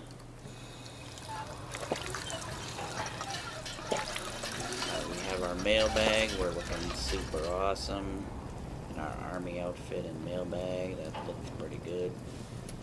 Let's, let us... Codsworth, you're going to love this. Let's look at our pipe bolt action sniper rifle. Let's see. Heavy pipe sniper rifle. Heavy frame receiver. We can do a hardened receiver. So let's standard stock, short scope. The other one I think has a medium scope. No, it also has a short scope. Standard receiver though, on a long barrel and a stock, which is what makes it a rifle. You can make this into a pistol simply by removing this stock and putting on one of the pistol grips. Pretty handy. Alright, let's upgrade that from standard receiver to hardened receiver and gain, what do we get there, 8 damage. Not bad. And we have enough of these materials, although we are getting down there on adhesive. Let's go ahead and do that. What else can we do? Long barrel. Standard stock. Eventually, we would want to get this best of all possible worlds, and we want to get eventually a medium scope. We won't be able to do that for a while. We do not want any of these options. We would want this if that's all we can get. Actually, exceptional recoil control, better per shot, improved, better those. So that's inferior range. Ooh, how much range? 197 is plenty. This is our eventual goal, and actually we don't have to wait to gun nut rank 2 to get this, because there is a place down the road past Concord, south of Concord, which is the Drumlin Diner, and at the Drumlin Diner running it is a lady named Trudy, and she has a suppressed pipe bolt action pistol, and pipe bolt action weapons all share the same add-ons. So what we will do is we will purchase that pistol and we will move the suppressor onto our sniper rifle. And I am going to name that. This is our. Whoop! What happened? Oh, I was going to say, what happened to the scope? We are going to name this the pipe bolt action rifle. We're going to leave off the sniper bit.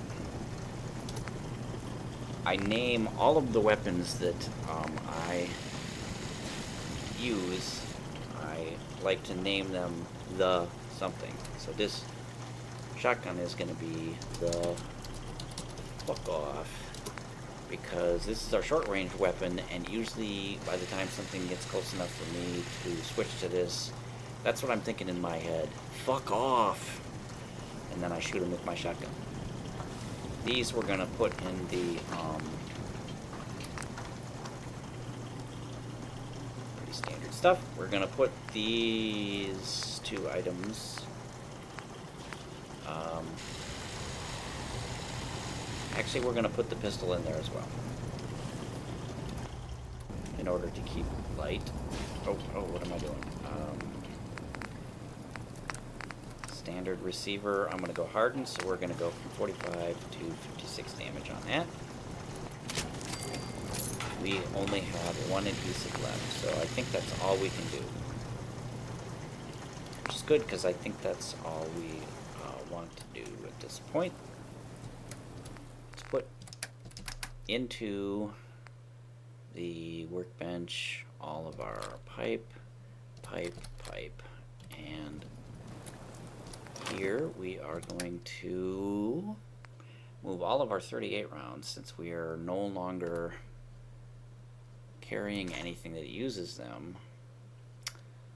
And we are going to make a special container for legendary items and fusion cores, and that is going to be one of these green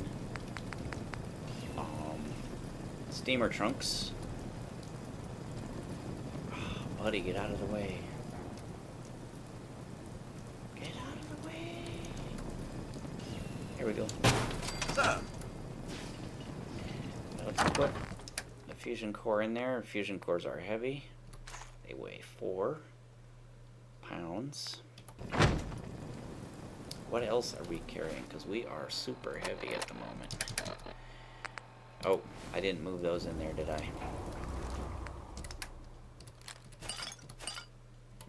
Didn't lose much. Alright, we got our 3 weapons. Oh, our apparel, yes. Let's see.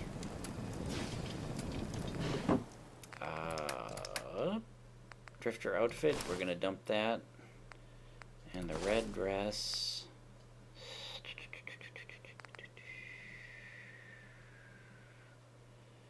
Unstoppables, black rim glasses.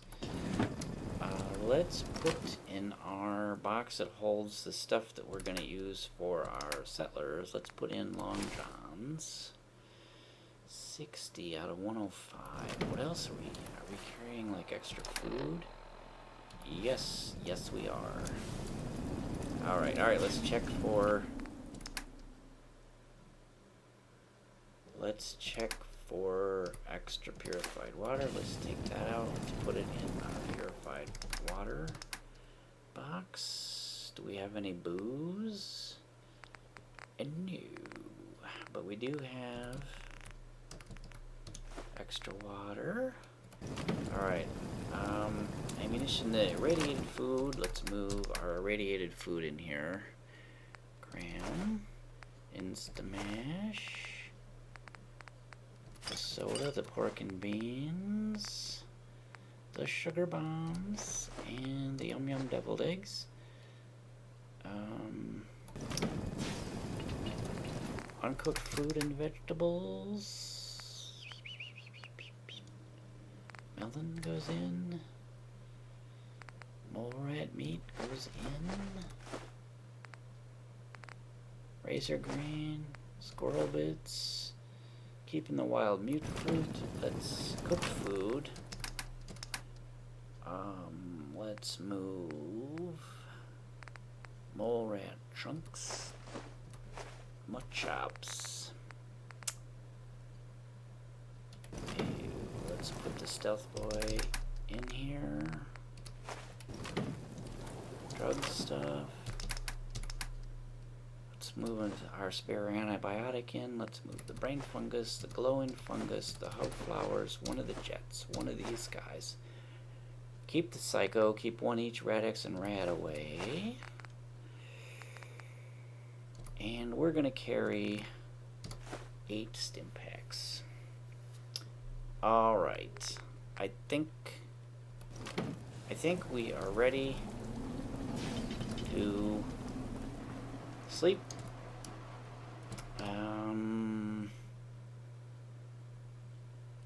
We are going to sleep for, let's see, it's 2 p.m., so 12 hours is 2 a.m., 3, 4, 5, and 6. So we're going to sleep. That will create a save point, and then we are going to manually create a save point where we're at the end of the stream, at the end of the episode. So we will be looking at the water pump when we wake up. We are hungry, thirsty, and we feel well rested. So let us eat that, and let's grab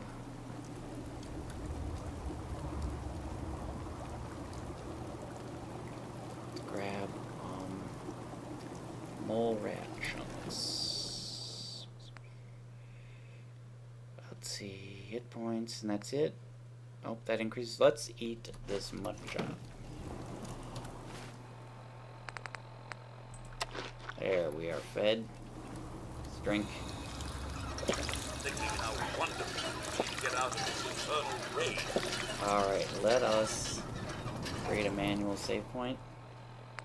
Save item. There we go. And we are going to end the stream here. Thank you all for watching. I will see you next time.